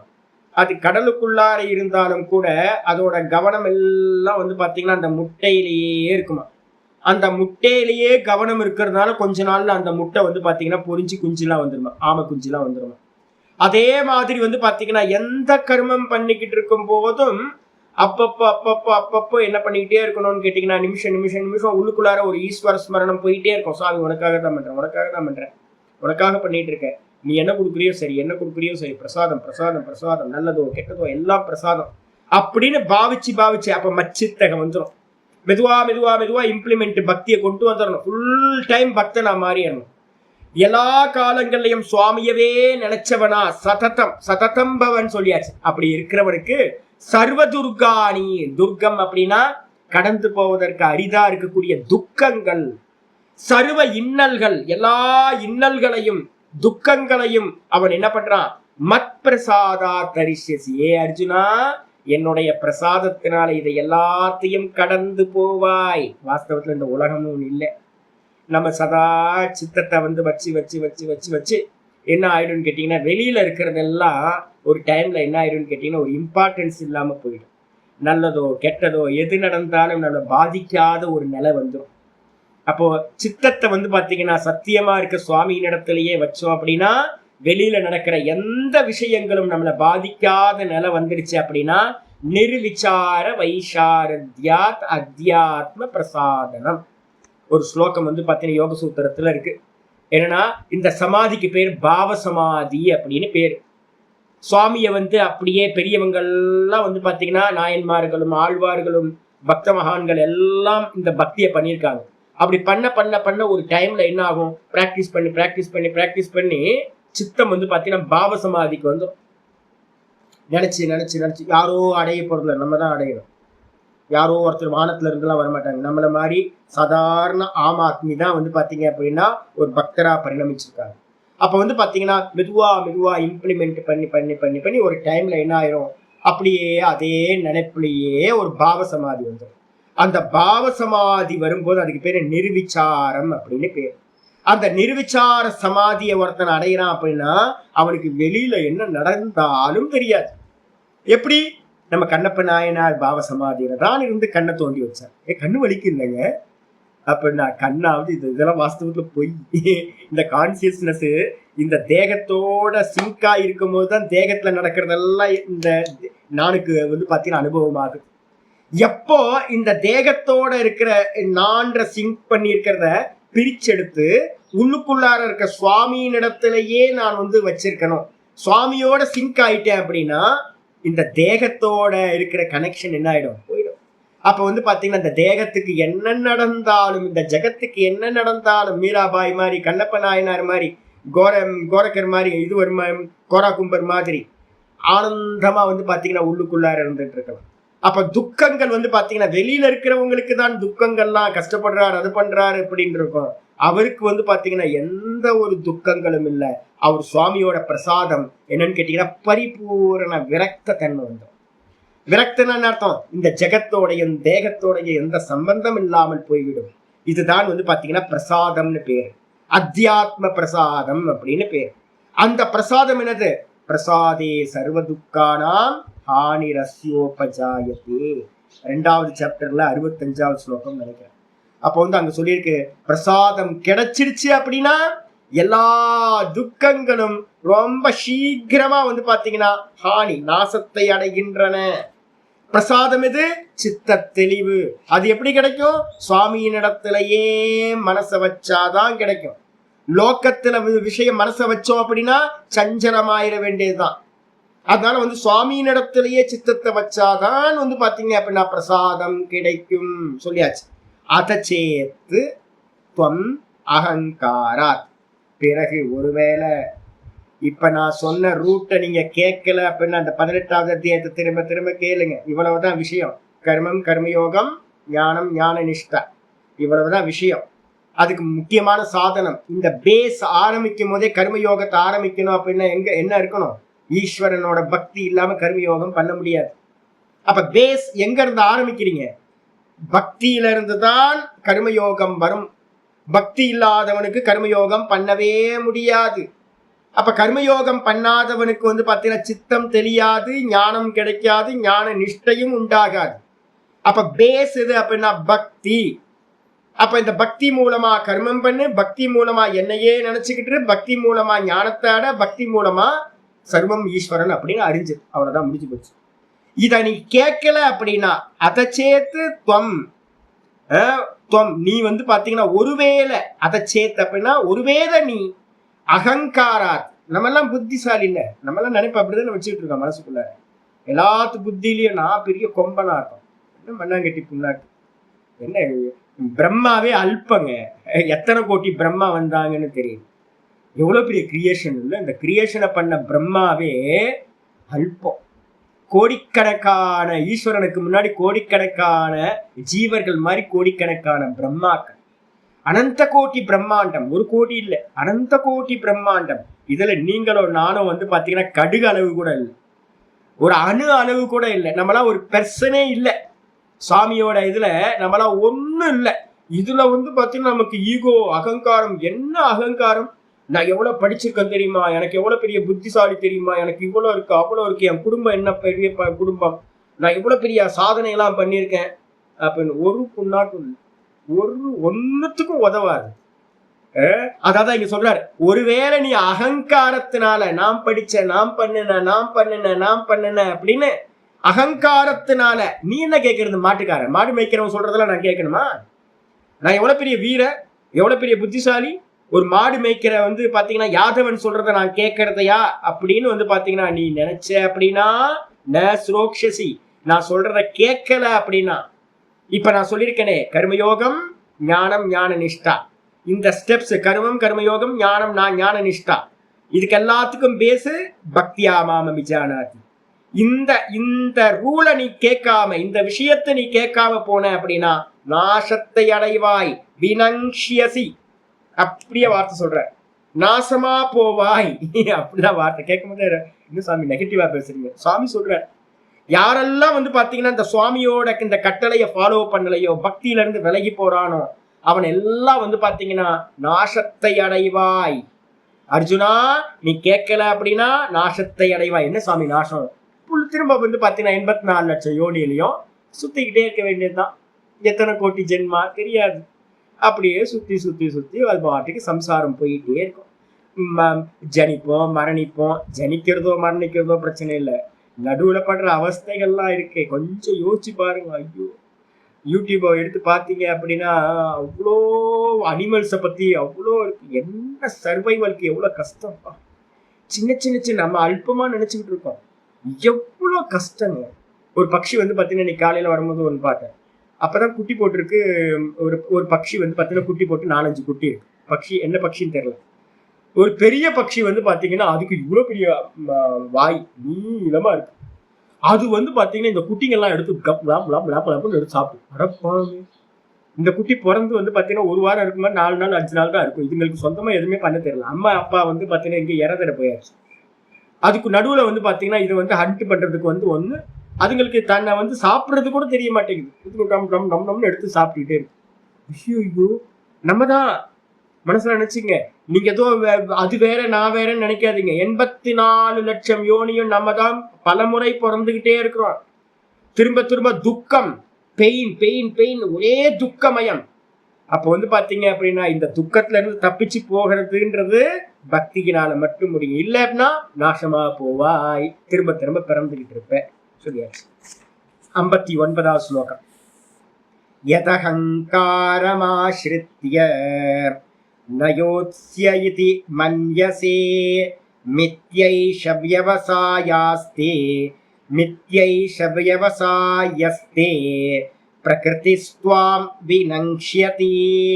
யதஹங்காரமாஶ்ரித்ய நயோத்ஸ்ய இதி மன்யசே மித்யைஷ வ்யவசாயஸ்தே பிரகிருதிஸ்த்வாம் நியோக்ஷ்யதி. ரொம்ப முக்கியமான ஸ்லோகம். ஒருவேளை அர்ஜுனா எது அகங்காரம் ஆசிரித்திய, எந்த அகங்காரத்தை சார்ந்தவனா இருந்துகிட்டு நான் நான் நான் நான் பெரியார், நான் தான் நான் தான் நான் தான் எல்லாம் பெண்ண அப்படின்னு அகங்காரத்தை சார்ந்திருந்து கொண்டு நான் சொல்றத கேட்காம நான் என்ன சொல்லியிருக்கேன் உனக்கு, கர்மத்தை பண்ணு, நியத்தம் குரு கர்மத்துவம், அப்புறம் அந்த கர்மத்தை எப்படி பண்ணு, யஜ்யமா பண்ணு, ஈஸ்வரார்ப்பணமா பிரம்மன் யாதாய கர்மாணி, ஈஸ்வரன் இடத்துல சமர்ப்பணம் பண்ணிட்டு பண்ணு. அதுக்கப்புறம் வந்து பாத்தீங்கன்னா மெதுவா மெதுவா ஞானத்தை அடை, நான் தர்ஷ்டா, இது எல்லாம் திருஷ்யம், திரிகுணாத்மிகா மாயாதான் எல்லாம் பண்ணுது, ஸ்வபாவஸ்து பிரவர்த்ததே, எல்லாம் பண்றதெல்லாம் பண்ணுது, நான் திரஷ்டாவா இருக்கேன். அதுக்கப்புறம் அப்படி தெரிஞ்சுக்கிட்டு எல்லாத்தையும் தியாகம் பண்ணிட்டு தான் தான்லியே நில்லு அப்படின்னு இந்த மெத்தடை வந்து பாத்தீங்க அப்படின்னா நான் சொல்றத நீ கேட்காம யுத்தம் பண்ண மாட்டேன் அப்படின்னு வந்து பாத்தீங்கன்னா நான் சன்னியாசியா போயிடுறேன் அப்படின்னு நீ எங்கேயாவது போய் உட்கார்றேன் அப்படின்னு போனீங்கன்னா ந யோத்ஸ்ய, நான் யுத்தம் செய்ய மாட்டேன் என்று நீ நினைப்பாயாகில், ஏஷ விவசாயக தே தே ஏஷ விவசாயக, உன்னுடைய இந்த விவசாயம் நிச்சயம்னு அர்த்தம், கன்க்ளூஷன். உன்னுடைய இந்த கன்க்ளூஷன் வந்து பாத்தீங்கன்னா மித்யா, பொய்யானது. உன்னுடைய இந்த கன்க்ளூஷன் வந்து பாத்தீங்கன்னா பொய்யானது. அப்ப என்னது, பிரகிருதிஸ்த்வாம் நியோக்ஷ்யதி. நீ நினைக்கிற நான் பாட்டுக்கு போய் உட்கார்ந்துருப்பேன், மரத்தடியில உட்கார்ந்து அப்படியே ஞானி ஆயிடலாம். நிறைய பேருக்கு நம்ம நினைப்பெல்லாம் இருக்கும். பாடம் கேட்கறவங்க அப்பப்போ வந்து பாத்தீங்கன்னா கேட்பாங்க, வெளியில இருந்து நிறைய பேர் பாடம் கேட்கறவங்களும் அப்பப்போ ஃபோன் பண்ணி ஏன்னா வந்து உட்கார்ந்துடலாமா சாமி, திருவண்ணாமலை உட்கார்ந்து என்ன பண்ணுவீங்க, கங்கோத்திரில போய் உட்கார்ந்தாலும் ஒன்றும் பண்ண முடியாது சாமி. ஏன் அப்படின்னு கேட்டீங்கன்னா கூட போகும்போது நம்மளுடைய அஜ்ஞானத்தோட அகங்காரத்தோட எல்லாத்தோடையும் தான் போய் உட்கார்றோம். என்ன இயல்போட நம்ம போறோமோ அவங்கவுங்களுக்கு வாசனான் இருக்குல்ல, அந்த வாசனை வந்து பாத்தீங்கன்னா உங்களை என்ன பண்ணும், கங்கோத்திரியில போயோ இல்ல தபோவனத்துல போய் கிளேசியர்ல உட்கார்ந்து இருந்தாலும் அங்க வந்து பாத்தீங்கன்னா உங்க வாசனை தான் உங்களுடைய திரிகுணாத்மிகா மாயில உங்க குணம் என்ன போய்கிட்டு இருக்கோ அதுதான் செயல்படுத்தும். இங்க பண்ணின கருமத்தை தான் அங்கேயும் போய் பண்ணுவ. அர்ஜுனா, நீ காட்டுக்கு போய் நான் உட்கார்ந்து தபஸ் பண்ண போறேன்னு போறிய, 2 நாள் உட்காருவ. 2 நாள் உட்கார்ந்ததுக்கு பிறகு என்ன ஆகும், அதுக்கப்புறம் பழைய குருடி கதவத்தரோடின்ற மாதிரி அங்க போய் வந்து பாத்தீங்கன்னா வேட்டையாடிக்கிட்டு இருப்பேன். இல்லைன்னா அங்க இருக்க ட்ரைபல்ஸ் எல்லாம் பிடிச்சி நான் யார் தெரியுமான்னு உன்னோட வீரத்தை அங்க காட்டிக்கிட்டு இருப்பேன். அப்ப இங்க பண்ற காரியத்தை நீ காட்டுல போய் பண்ணிக்கிட்டு இருப்ப. ஏன் அப்படின்னா உன்னுடைய பிரகிருதின்னு சொல்லக்கூடிய சுபாவம், உன்னுடைய வாசனா, அது உன்னை இயக்கும். அப்ப நம்ம என்ன பண்ணணும் அப்படின்னு கேட்டீங்கன்னா, யாருக்கும் புத்தி வர வேணாம். இப்ப நம்மகிட்ட இருக்கிற ஒரே இன்ஸ்ட்ருமெண்ட் நம்ம கர்மா மட்டும்தான். அப்ப நம்ம இங்க அந்தந்த இடத்துல இருந்துகிட்டு அந்த கர்மத்தை ஈஸ்வரார்ப்பணமா இப்ப சொன்னதெல்லாம் பண்ணிக்கிட்டு வந்துதான் மெதுவா மெதுவா கர்ம பல தியாகம், கருத்திருத்துவ தியாகம், இதெல்லாம் மெதுவா பண்ணிட்டு தான் கடைசி ஸ்டெப்பு நல்ல சிரவணம் மனனம் நல்லா ஆனதுக்கு பிறகு தியாகம் பண்ணிட்டு எங்கேயா போய் உட்கார்ந்து நிதித்தியாசனத்துல உட்காரலாம். அப்படி இல்லாம போயிட்டோம் அப்படின்னா ஏனியை எட்டி உதைச்ச மாதிரி ஆயிடும். ஏனியை உதைச்சிட்டா பாத்தீங்கன்னா தோணியை எடுத்துட்டீங்க அப்படின்னா கரை சேர முடியாது. அப்ப நம்மள்ட்ட இருக்கிறது பாத்தீங்கன்னா கர்மம் தான். ஈஸ்வரார்ப்பணமா பண்ணாதான் நம்ம கரையேறணும். அதனால பாத்தீங்கன்னா உன்னை உன்னுடைய பிரகிருதி வாசனை உன்னை ஈடுபடுத்தும். நீ எங்க போனாலும் தப்பிச்சு போக முடியாது அப்படின்னு சொல்லியாச்சு. சொன்னதுக்கு பிறகு 60வது ஸ்லோகம் வர ஸ்வபாவசேன கௌந்தேய நிபத்தஸ்வேன கர்மனா கர்த்தும் நேச்சசி யன்மோகாத் கரிஷ்யஸ்யவசோபி தத். ஸ்வபாவசேன கௌந்தேய நிபத்தஸ்வேன கர்மனா கர்த்தும் நேச்சசி யன்மோகாத் கரிஷ்யஸ்யவசோபி தத். ஸ்வபாவசேன கர்மனா, ஒவ்வொரு மனுஷனும் மனசுல நம்ம புரிஞ்சுக்கணும், நம்ம இந்த பாடி வந்திருக்கு அப்படின்னா பிறந்ததுக்கு காரணம் இது பிராரப்த கர்மா. பிறந்தாச்சு. அப்போ ஜாதி ஆயுர் போகம், பிறப்பு இறப்பு, நடுவில் நடக்கிற சுகதுக்க அனுபவங்கள், இது எல்லாத்துலயும் பாத்தீங்கன்னா ஆரம்பிச்சது மரணத்தை கொடுக்கிற வரைக்கும் நிக்கவே நிக்காது. மனசுல நல்லா புரிஞ்சுது. அப்ப இந்த சரீரத்துல நடக்கக்கூடிய எதையும் உங்களால தடுக்க முடியாது. சுகதுக்க அனுபவங்களை நடக்கிறது நடந்துதான் ஆகும். அதுக்கப்புறம் கூடவே நம்ம என்ன பண்ணியிருக்கோம், அனந்த கோடி ஜென்மங்களை அநேக வாசனைகளை சுமந்துக்கிட்டு வரமா நம்ம சித்தத்துல. அப்போ சுபாவம்ன்றதுக்கு அர்த்தம் என்ன அப்படின்னு கேட்டீங்கன்னா, சுபாவம்ன்றதுக்கு அர்த்தம் அவங்களுடைய வாசனைகள். அப்ப ரெண்டுத்தையும் சேர்த்தீங்க அப்படின்னா கர்ம வாசனைக்கு பேரு சுபாவஜேன கர்மனான்னு அர்த்தம். ஸ்வேன கர்மனா, தன்னுடைய கர்மத்தினால் கூடவே பாத்தீங்கன்னா தன்னுடைய வாசனைகளால். ஏ கௌந்தேய நிபத்தஹா, இங்க இருக்கக்கூடிய ஒவ்வொரு ஜீவனும் கட்டப்பட்டிருக்கின்றான். கர்ம வாசனைகளால் கட்டப்பட்டிருக்கான். அவனோட கர்ம வாசனையினால கட்டப்பட்டிருக்கான். அதனால கர்த்தும் நேச்சசி யன்மோகாத் எத்து மோகாத், எந்த ஒரு மோகத்தினால நான் பாத்தீங்கன்னா பண்ண மாட்டேன் அப்படின்னு நீங்க சொல்லிட்டு விட்டு வந்தீங்க அப்படின்னா, இப்ப நமக்கு குரூப்ல ஒருத்தர் இருக்காரு, எனக்கு ரொம்ப க்ளோஸ். சாமி நான் வந்துட்டுமா, வாங்க 4 நாள் ட்ரை பண்ணி பாருங்க. நீங்க எதையெல்லாம் பண்ணணும்னு நினைக்கிறீங்களோ அதெல்லாம் 1 வாரம் பண்ணி பாருங்க, தெரிஞ்சிடும் உங்களோட லட்சணம் என்னன்னு தெரிஞ்சிடும். நமக்கு என்ன, நம்ம பாத்தீங்கன்னா ரொம்ப நம்மளை பத்தி ரொம்ப உயர்வா நினைச்சுப்போம். நான் தான் என்கிட்ட கேட்பாரு, சாமி நான் இப்படி அப்படி. நான் போனெல்லாம் ஆஃப் பண்ணிட்டு திருப்பதியில போய் ஒரு 4 நாள் உட்காருங்க பார்க்கலாம். திருப்பதியில ஒரு 4 நாளுக்கு பாத்தீங்க அப்படின்னா போனை எடுக்கக்கூடாது. புள்ள பொண்டாட்டி காதல் மனைவி அது இதெல்லாம் சொல்லக்கூடாது. என்னையே நம்பி வந்துட்டா சாமி நான் என்ன பண்றதெல்லாம் பேசக்கூடாது. சாமியை நம்பி எல்லாம் வந்தோமா இல்லை பாத்தீங்கன்னா நம்மளை ஒவ்வொருத்தரும் ஒவ்வொரு நம்பிட்டு இருக்கோம் அப்படின்னா அதெல்லாம் லௌகியம். அப்போ சாமி தான் எல்லாம் நடத்துறாருன்னு ஒரு பக்தி இருந்துச்சுன்னா என்ன பண்ணலாம், எங்கேயா போய் உட்காரலாம். ஒரு 4 நாள் திருப்பதியில போய் செல்போனை ஆஃப் பண்ணி வச்சுட்டு நீ பேசாம நிம்மதியா இருங்க பார்க்கலாம். அப்ப தெரிஞ்சிடும் உங்களுக்கு எவ்வளோ அட்டாச்மெண்ட் இருக்கு. நம்ம பண்றோம் ஐயோ நம்ம இல்லைன்னா என்ன ஆகும். ஆமா, நீங்க தான் பாத்தீங்கன்னா நீங்க இல்லைன்னா ரொம்ப நல்லா நடக்கும். நம்ம நினைச்சுக்கிட்டு இருக்கோம் பாத்தீங்கன்னா நான் இருந்தாதான் எல்லாம் நடக்குது அப்படின்னு. நான் இல்லைனாலும் இந்த உலகம் நடந்துகிட்டே தான் இருக்கும். ஏன், சுவாமி தான் எல்லாத்தையும் பண்ணிட்டு இருக்கார். அப்ப பாத்தீங்கன்னா இந்த உலகத்துல எவ்வளவு பேர் வந்தாச்சு போயாச்சு. இத நம்ம பாத்தீங்கன்னா அகங்காரத்தினால நான் நம்ம சொல்லிக்கிட்டு, ஒருவேளை நீங்க பாத்தீங்க அப்படின்னா நான் இந்த வேலையை பண்ண மாட்டேன் அப்படின்னு இருக்கிற வேலையை விட்டுட்டு மோகத்தினால பாத்தீங்கன்னா நீங்க வந்தீங்கன்னா என்ன ஆகும், கரிஷ்யசி அவசோபி தத்து. நீ கர்மத்தை விட்டுட்டு வந்தாலும் கூட வசமில்லாமல் உன்னுடைய இயல்பு உன்னுடைய கர்ம வாசனை உன்னை என்ன பண்ணும் அப்படின்னா, அந்த வாசனை உன்னை வசமில்லாமல் உன்னை வசப்படுத்திக்கிட்டு நீ உன் வசமா இருக்க மாட்ட. அந்த பிரகிருதியானது உன்னை வசப்படுத்திக்கிட்டு பண்ண வைக்கும். நீ பண்ணுவ. நீ எந்த கர்மத்தை விட்டுட்டு வந்தியோ அந்த கர்மத்தை நீ பண்ணிக்கிட்டு தான் இருப்ப.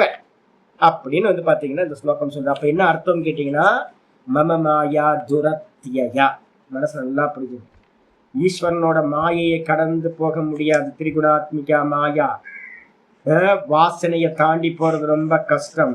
அப்ப ஒரே உபாயம் என்ன அப்படின்னு கேட்டீங்கன்னா, மாமேவையே பிரபத்யந்தே மாயாமே தாம் தரந்தி. ஈஸ்வரனையே யாரு சரணாகதி பண்றாங்களோ அவங்க தான் இந்த மாயையை கடந்து போக முடியும். என்ன பண்ணணும்? ஈஸ்வரனை சரணாகதி பண்றது, கர்மப்பண தியாகம், அதுக்கப்புறம் கருத்துருத்துவ தியாகம். ஈஸ்வரன் இடத்துல எல்லாத்தையும் சமர்ப்பணம் பண்ணிக்கிட்டே வர்றது. அடுத்தது வந்து பாத்தீங்கன்னா, நான் பண்ணல ஈஸ்வரன் பண்றார் அப்படின்னு சமர்ப்பணம் பண்ணீங்கன்னா அதான் சரணாகதி. இத பண்ணிட்டீங்க அப்படின்னா தப்பிச்சுக்கலாம். இல்லை அப்படின்னா இந்த மாயையை கடந்து போகவே முடியாது. அடுத்து சொல்ற, சாமி என்ன பண்றது சரணாகதி பண்றதுக்கு? வந்துருங்க 61வது ஸ்லோகம். ஈஸ்வர சர்வபூதானாம் ஹிருத்தேஷேர்ஜுன திஷ்டதி பிராமயன் சர்வபூதானி யந்த்ராரூடானி மாயயா.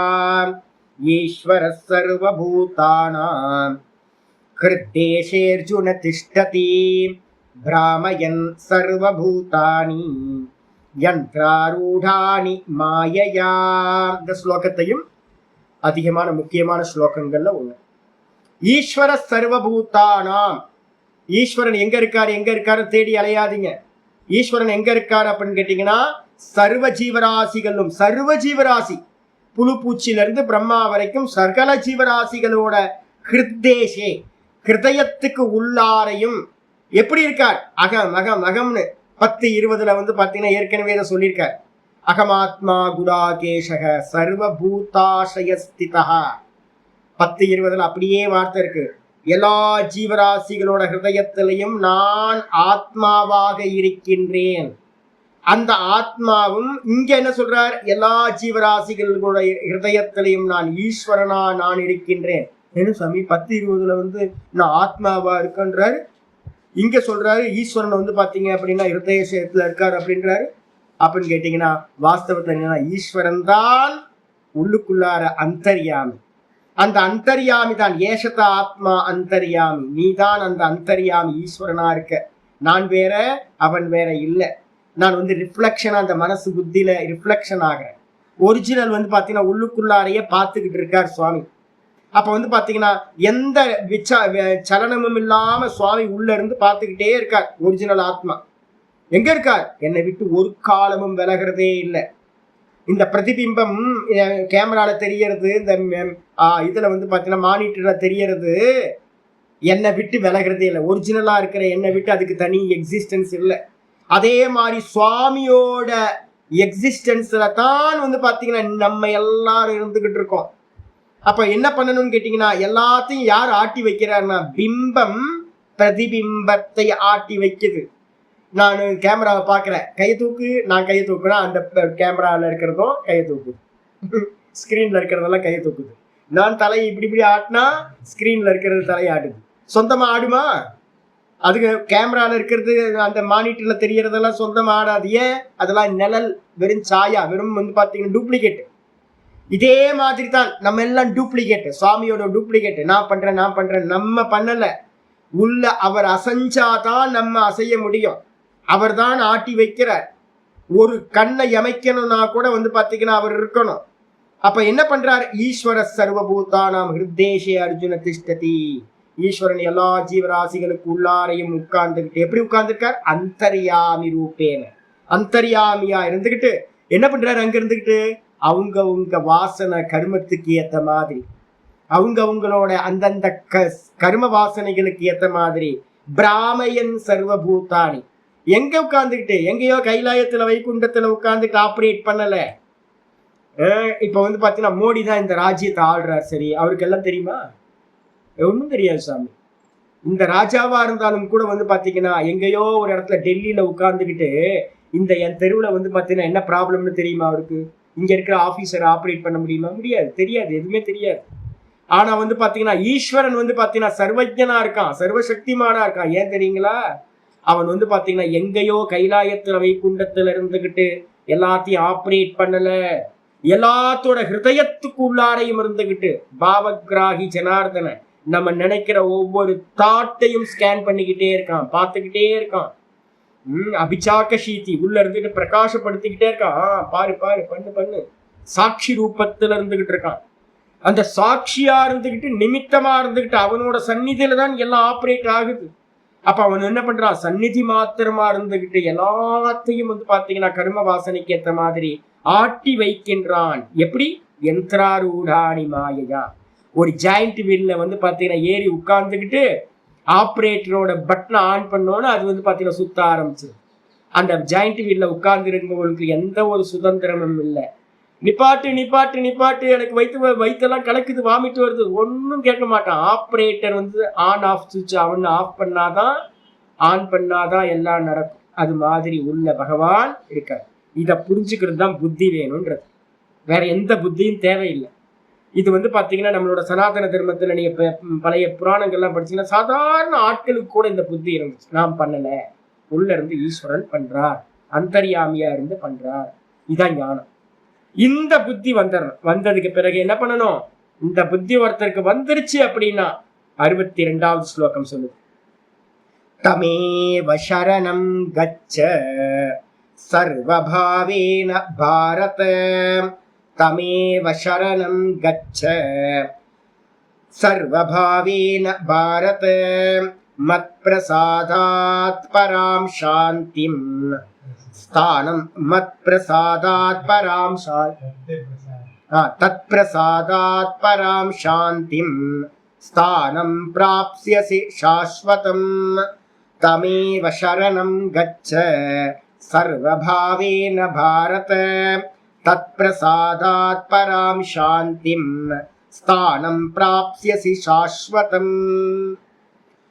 நம்மளோட துக்கங்களுக்கு எல்லாத்துக்கும், ப்ராப்ளத்துக்கு எல்லாத்துக்கும் காரணம் என்ன அப்படின்னா, நான் கர்த்தா, நான் போக்தா, நான் தேகம், நான் ஜீவன் அப்படின்றதுதான் காரணம் எல்லாத்துக்கும். முக்கியமானது பாத்தீங்கன்னா இந்த தேகத்துல ஜீவ புத்திய போஷாக்கு பண்றது 2 விஷயம்: கர்த்திருவம், போக்திருத்துவம். இந்த கர்த்திருவ போக்திருத்துவத்துல நான் பண்றேன்ற கர்த்திருவம்.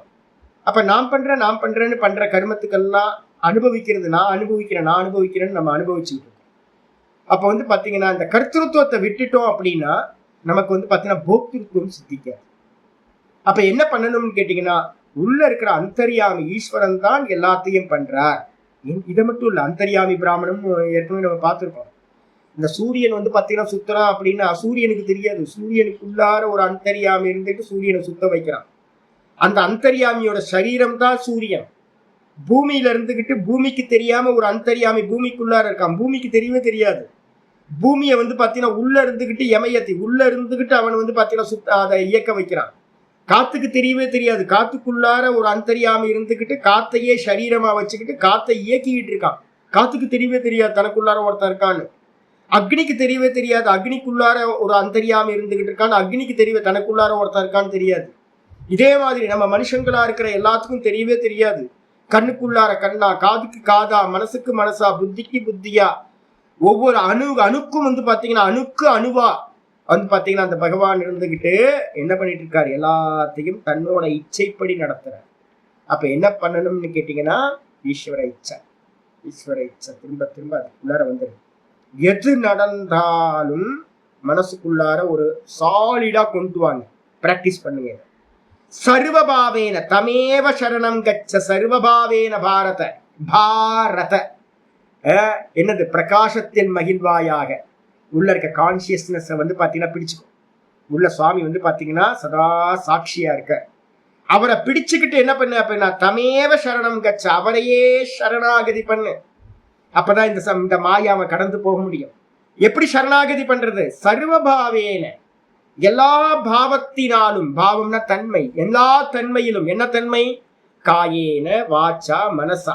சரீரத்தால பண்றோம், மனசால பண்றோம், புத்தியினால அறியறோம், இந்த வாக்குனால கர்மம் பண்றோம். 4 இன்ஸ்ட்ருமெண்ட் நம்மகிட்ட இருக்கு. ஒன்னு அறிதல், புத்தி அறியறது, அதுக்கப்புறம் கர்மா பண்றது எது? காயா வாச்சா மனசா. இந்த 3. அதுக்கப்புறம் புத்தியில அறியறது இந்த 4. அதுக்கப்புறம் பிராணன் பின்னாடி சுவாசிக்குது. இது எல்லாத்துலயும் பாத்தீங்கன்னா மனசுல கொண்டு வாங்க. நான் பாத்தீங்கன்னா டெய்லி காலையில பாத்தீங்கன்னா இந்த மங்களாச்சரணம் சொல்லும் போதே வந்து பாத்தீங்கன்னா முன்னாடியே ஆரம்பிச்சிருவேன். இருந்தாலும் பாட ஆரம்பிக்கிறதுக்கு முன்னாடி இதை பிராக்டிஸ் பண்ணிட்டு தான் நான் வரேன். ஏன் புத்தி என்னோடது இல்லை, உன்னோட புத்தி. ஏன் மனசு என்னோடது இல்லை, உன்னோட மனசு. இந்த வாக்கு என்னோடது இல்லை, உன்னோட வாக்கு. இந்த தேகம் என்னோடது இல்லை, உன்னோட தேகம். இந்த பிராணன் என்னோடது இல்லை, உன்னோட பிராணன். நீதான் பிராணனா இருக்க, நீதான் வாக்கா இருக்க, நீதான் மனசா இருக்க, நீதான் புத்தியா இருக்க, நீதான் விராட்டா இந்த தேகாதிகளா, நீதான் பஞ்சபூத்தங்களா இருக்க. அப்ப யார் சொல்றா பகவத்கீதை? நான் சொல்லல, நீ தான் சொல்ல போற. சுவாமி நீ சொல்லு சாமி அப்படின்னு தான் வந்து உட்காரு. அப்ப வந்து பாத்தீங்கன்னா காயா வாச்சா மனசா எந்த கர்மம் நடந்தாலும் என்ன பண்ணணும்? சுவாமி பண்றார், சுவாமி பண்றார், சுவாமி பண்றாருன்னு நீங்க வந்து பாத்தீங்கன்னா கர்மத்தையும் அவரிடத்துல போடுறது, கூட கர்ம பலன்களையும் அவரிடத்துல யார் பண்றாரோ அவருக்கு தானே பலன் போய் சேரும். எனக்கு சம்பந்தம் இல்லை. ஒரே வார்த்தை பார்த்தீங்கன்னா, நன்றும் செய்வாய் தீர்ந்தும் செய்வாய் நானும் அதற்கு நாயகன். நீ நல்லது பண்ணாலும் எனக்கு பிரச்சனை இல்லை, கெட்டது பண்ணாலும் பிரச்சனை இல்லை, இந்த சரீரத்துல எது நடந்தாலும் எனக்கு பிரச்சனை இல்லை. ஏன்? நீ தான் எல்லாத்துக்கும் பொறுப்பு, நீ தான் பண்ணிக்கணும் அப்படின்னு ஃபுல்லா அவரிடத்திலேயே அர்ப்பணம் பண்றது. இதான் சரணாகதின்னு பேர். கர்த்திருவத்தையும் கர்ம பலன்களையும் கர்மத்தையும் சுவாமியினிடத்துல சரணாகதி பண்றதுன்றது இதுதான். இது மாதிரி பண்ணிட்டா என்ன ஆகும்? தத்து பிரசாதா, மனசு என்ன ஆயிடுனா தெளிஞ்சிடும், ரொம்ப தெளிவாயிடும், பிரசாதம் கிடைச்சிடும். அவருடைய பிரசாதத்தினால என்ன கிடைக்கும் சுவாமி அப்படின்னா, சாஸ்வதம் ஸ்தானம் சாந்தி பிராப்சி, சாந்தியை அடைவோம். என்ன சாந்தி அப்படின்னா சாஸ்வதமான பதம். அந்த பிரம்ம பதத்தை வந்து பாத்தீங்கன்னா நம்ம அடைய முடியும். அவன் நீ அடைவாய் அப்படின்னு அர்ஜுனனுக்கு வந்து சொல்ற.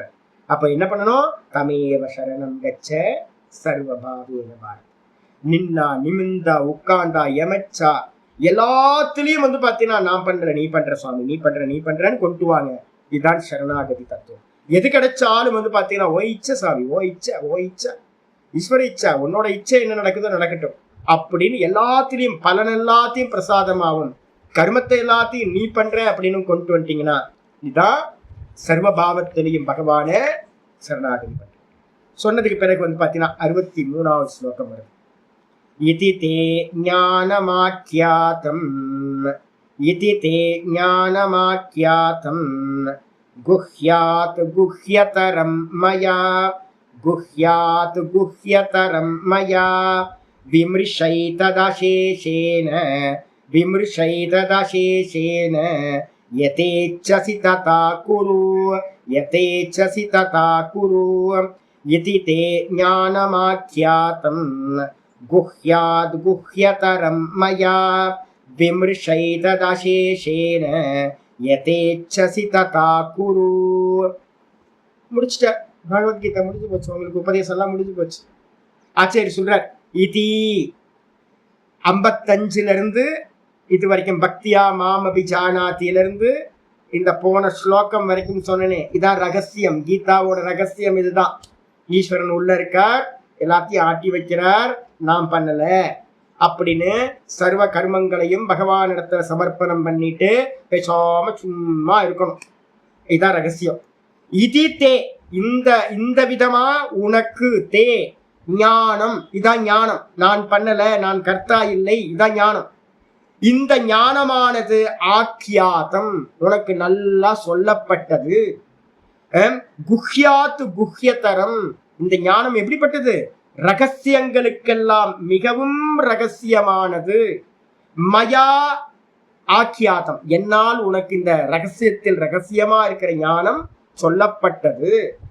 இதுக்கு அப்புறம் என்ன சாமி அப்படின்னா கர்மம், கர்மயோகம், ஞானம், ஞான நிஷ்டா, இவ்வளவுதான். 4 தான். மொத்த சனாதன தர்மத்தையும் நீங்க என்ன பண்ணுங்க, இதான் ரகசியம், யாருக்கும் தெரியாது.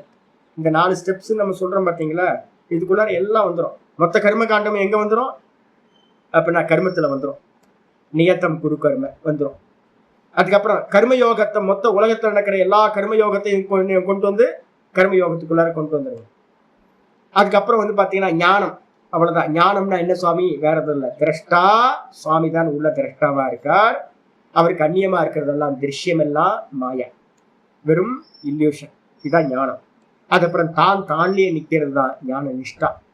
அப்போ 4 தான்: கர்மம், கர்மயோகம், ஞானம், ஞான நிஷ்டா. இந்த 4 விஷயங்கள் தான் வந்து பாத்தீங்கன்னா நல்லா புரிஞ்சுக்கிறது தான் ஞானம். இந்த ஞானம் வந்து பாத்தீங்கன்னா ரகசியங்களுக்கெல்லாம் ரகசியமானது. இது என்னால் உனக்கு சொல்லப்பட்டது. அதனால விமர்சிய இப்ப என்ன பண்ணணும் சாமி, நிறைய பேர் இப்போ ஃபோன் பண்ணி என்கிட்ட ஒவ்வொருத்தரா சொல்ல ஆரம்பிக்கிறீங்க. சாமி உங்களோட கிருப்பையினால எல்லாம் பாடம்லாம் நல்லா நினைச்சு நல்லா புரியும். டெய்லி யாரோ ஒரு 2-3 பேர் இப்போ ஃபோன் பண்ணிட்டு தான் இருக்காங்க. இப்பயே தேங்க்ஸ் பண்றாங்க. இப்பயே தேங்க்ஸ் பண்ணாதீங்க. எனக்கு இப்போ வந்து பாத்தீங்கன்னா என்னோட ஆச்சாரியருக்கு நான் என்ன கொடுக்கறது அப்படின்னு யோசிச்சா, என்ன கொடுக்கறது, எனக்கு என்ன கொடுக்க முடியும்? சாமிக்கு என்ன சாமி கொடுத்த ஞானத்துக்கு நான் என்ன ரிட்டர்ன் கொடுக்க முடியும்? காம்பன்சேஷன் ஏதாவது இருக்கா? ஞானத்துக்கு ஏதாவது காம்பன்சேஷன் இருக்கா? ஒண்ணுமே இல்லை. நான் தான் அடிக்கடி நான் சொல்லுவேன்ல, யாக்கியவல்யர் என்ன யாக்கியவல்யர்கிட்ட வந்து ஜனக மகாராஜா சொல்லும்போது 1000 பொன் கொடுத்தேன் 1000 பொன் கொடுத்தேன்னு ஒவ்வொரு உபதேசத்துக்கும் இன்ஸ்டால்மெண்ட்ல வந்து பார்த்தீங்கன்னா கொடுத்துக்கிட்டே இருப்பேன். ஒவ்வொரு விசாரம் முடிய 1000 பொன் கொடுத்தேன் 1000 பொன் கொடுத்தேன். கடைசியில வந்து பார்த்தீங்கன்னா கொடுக்கறதுக்கு என்ன கொடுக்கறது சுவாமிக்கு? இந்த ஞானத்துக்கு வந்து பாத்தீங்கன்னா என்ன கொடுக்கறது? என்னையும் தந்தேன், என் நாட்டையும் தந்தேன், மொத்த ராஜ்யத்தையும் கொடுத்துட்டேன், என்னையும் சுவாமி கொடுத்துட்டேன் சாமி அப்படின்ற. அப்ப வந்து பாத்தீங்க அப்படின்னா ஞானத்துக்கு வந்து பாத்தீங்கன்னா ஈக்குவல் பண்ற மாதிரி ஒண்ணுமே இல்லை, காம்பன்சேஷனே பண்ண முடியாது. அதனால என்ன பண்ணுங்க அப்படின்னா, சிரவணம் முடிச்சோனையே திருப்தி அடைஞ்சிடாதீங்க. சிரவணம் முடிச்சோனையே வந்து பாத்தீங்கன்னா அது போயிடும், ஆவர்த்தி பண்ணலைன்னா போயிடும். அதான் இப்ப எல்லாத்துக்கும் நாம் ஆசீர்வாதம் பண்ணும்போது கீதையை விடாதீங்க, கிருஷ்ணனை விடாதீங்கன்னு சொல்றது. கீதையை விட்டுறாதீங்க.